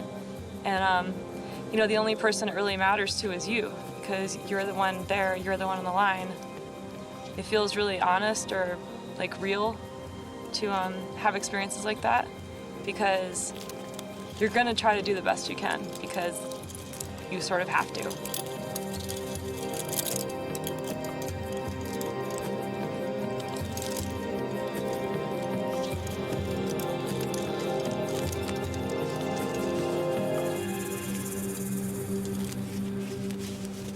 Well, I've been climbing for 20 years, and you know, at this point I couldn't really not climb in my life.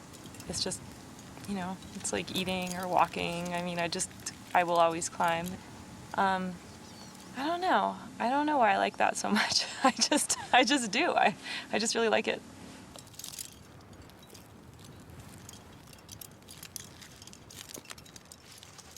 What makes sense is being here. And, you know, you're on a cliff and there's gravity and, you know, and you have your equipment and you know what to do and you're going to do the best you can because you want to have a good time and be able to do it again later, and it's very natural.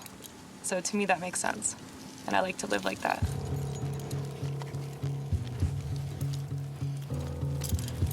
Steph Davis is one of the world's most respected woman climbers.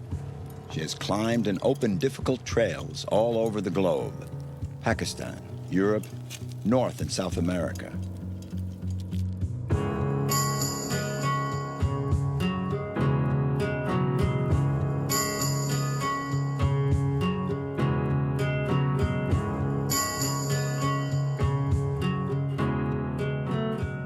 Steph Davis could have had a brilliant career as a pianist or devoted herself to writing and literature. But one day she discovered rock climbing, the contact with the stone, and this wild nature that few men or women manage to master. When she arrived here in Moab, Utah, Steph Davis decided to live as simply as possible, in her trailer, not far from the rock walls. And she lived like that for 7 years.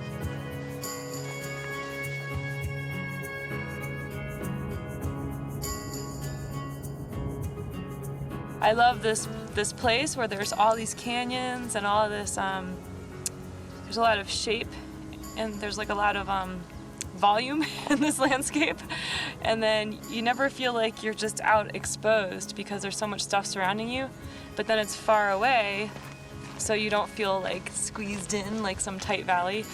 So it's just this really nice combination of feeling kind of like there's things surrounding you, but you always feel like you're up on top of places, and it just feels really good here.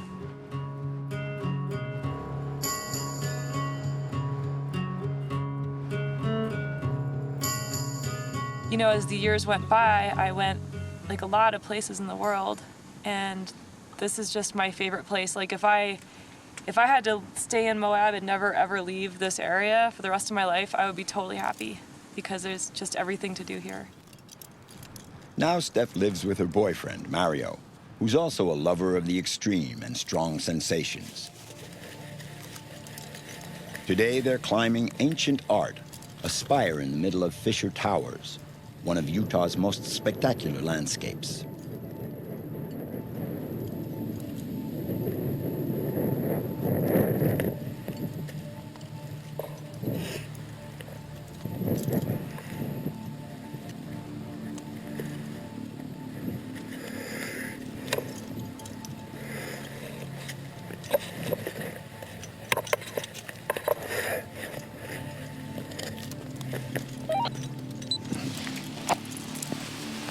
position and everything. Make sure it's all good. Okay, I'm not clipped right now. These two climbers, used to high mountains, complete the ascension in under an hour. Here, Steph and Mario are on the summit of ancient art, perched on a narrow platform barely large enough to stand on. Have a good one, babe. You too. Okay, 3, See ya. 2, 1.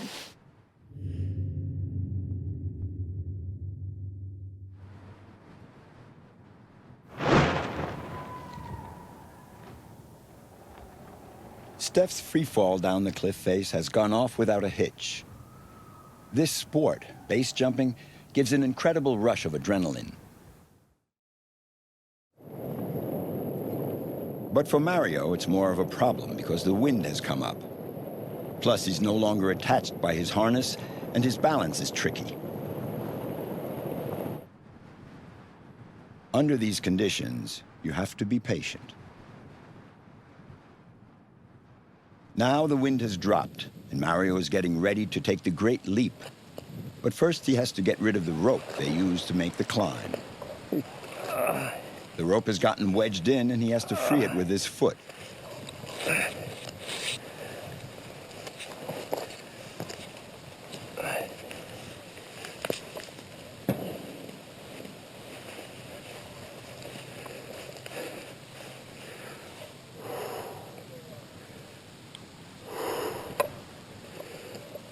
Yeah, baby. Here we go.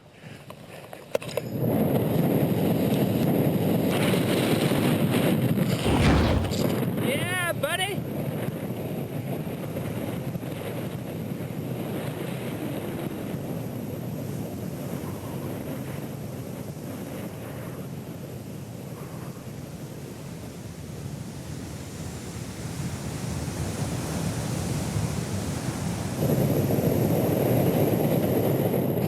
Yeah. That's okay. Good job. That was a nice one.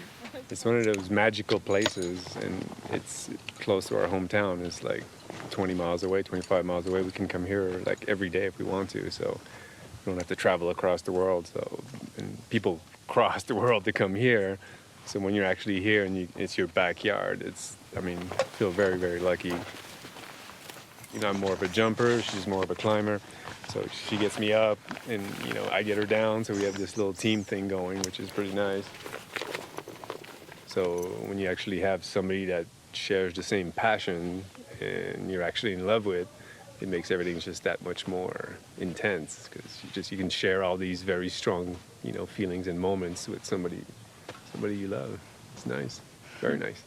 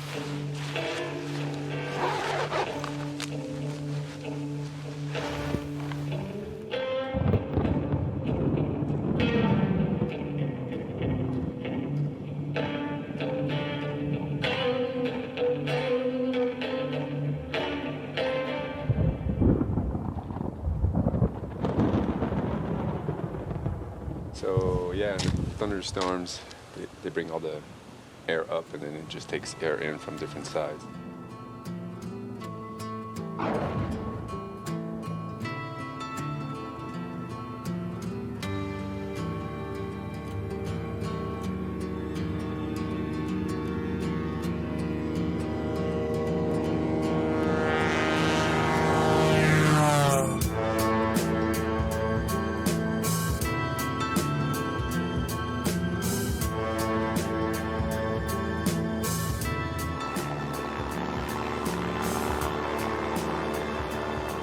Mario is a climber, but he's also been an airplane pilot and skydiving instructor for years. He's one of the trailblazers of base jumping as well. The passion they both have for wide open spaces and pushing their limits quite naturally led Steph and Mario to share the call of the void. Mario and I actually met in this plane. And I really like it when he's flying. And then he knows so much, and I really trust his decisions.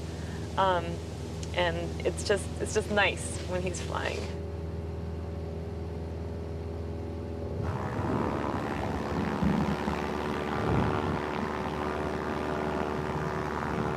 If you're in a thunderstorm, it's bad weather, so what you need to do is make sure where they are before you actually take off and basically avoid them.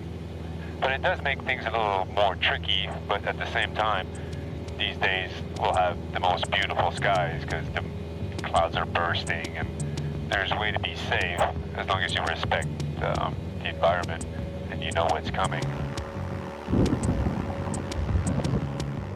Their little plane is weaving between the storms and downpours. Mario is still hesitating about opening the hatch. Steph is ready to go.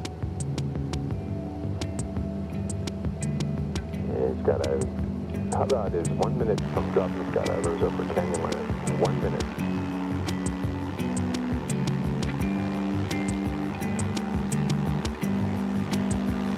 And door, 0.5 miles. Have a good jump. For this jump, Steph has donned her wingsuit, especially designed to slide through the air. But man's oldest dream, flying, is not available to just anyone. In the USA, you have to complete 500 jumps before you can dive with a wingsuit.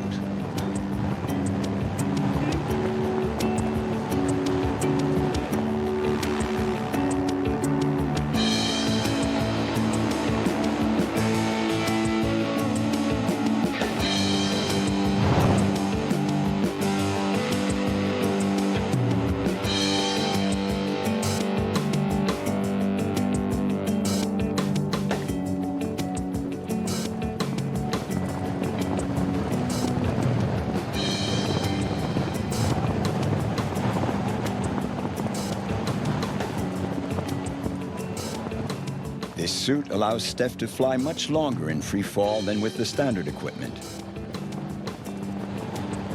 It's an aerial roller coaster that lasts only about 1 minute before opening her parachute.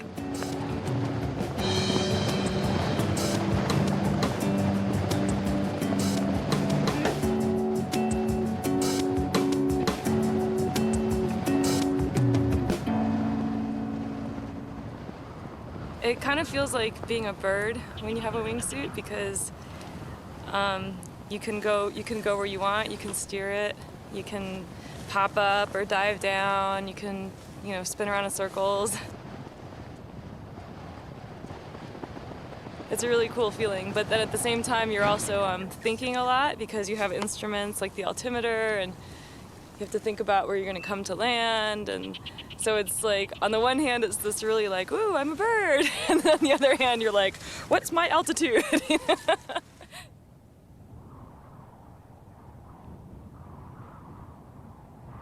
It's just just an amazing thing that you could do that, You could be like a bird up there. It's kind of amazing that we have that chance.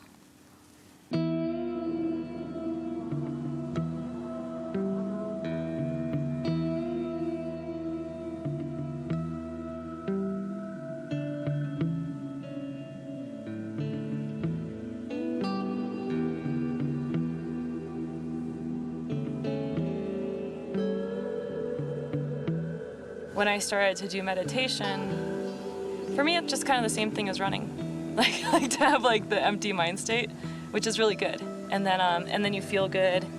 And then it helps train your mind to do that when you are like doing a base jump or doing a hard climb or free soloing or skydiving or something. Because anything you practice, you can do it better.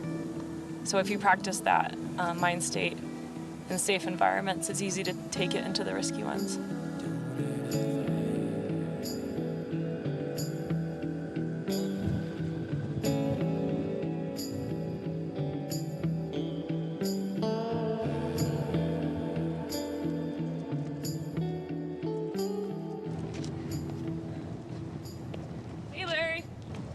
Hey, Steph, how's it going? Hi, Slack. Hi. Hey, Hi, Steph. sweetie. Hi. Hi. Happy dog. Hi. Good boy. Is it windy? Yeah, it's been a little breezy up here, but not too bad. Is the line good? Oh, it's perfect. Looks nice. Yeah, it's Oh, great. that's super nice, Larry. Yeah, it's sweet. Wow, but it's really wet. Is the line wet? No, it's actually after the sun and all the wind, it's dried out and it's perfect. Do you know how far down it is? It's probably about 100 feet down. Okay. Larry Harp is an old friend of Steph and Mario. He's a reference in this very spectacular discipline, slacklining. He also has been around the world to fulfill his passion for climbing, which he's been practicing for years.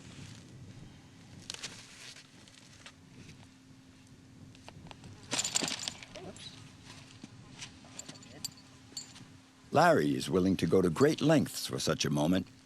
It took him 2 days of hard work to set up the line.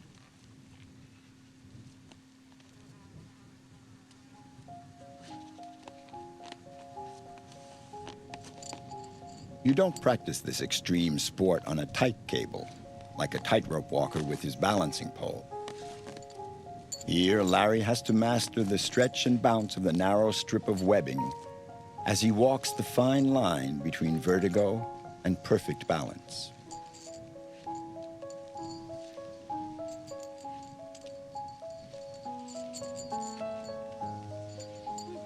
Nice. Thanks. Good job. Ooh, that was fun.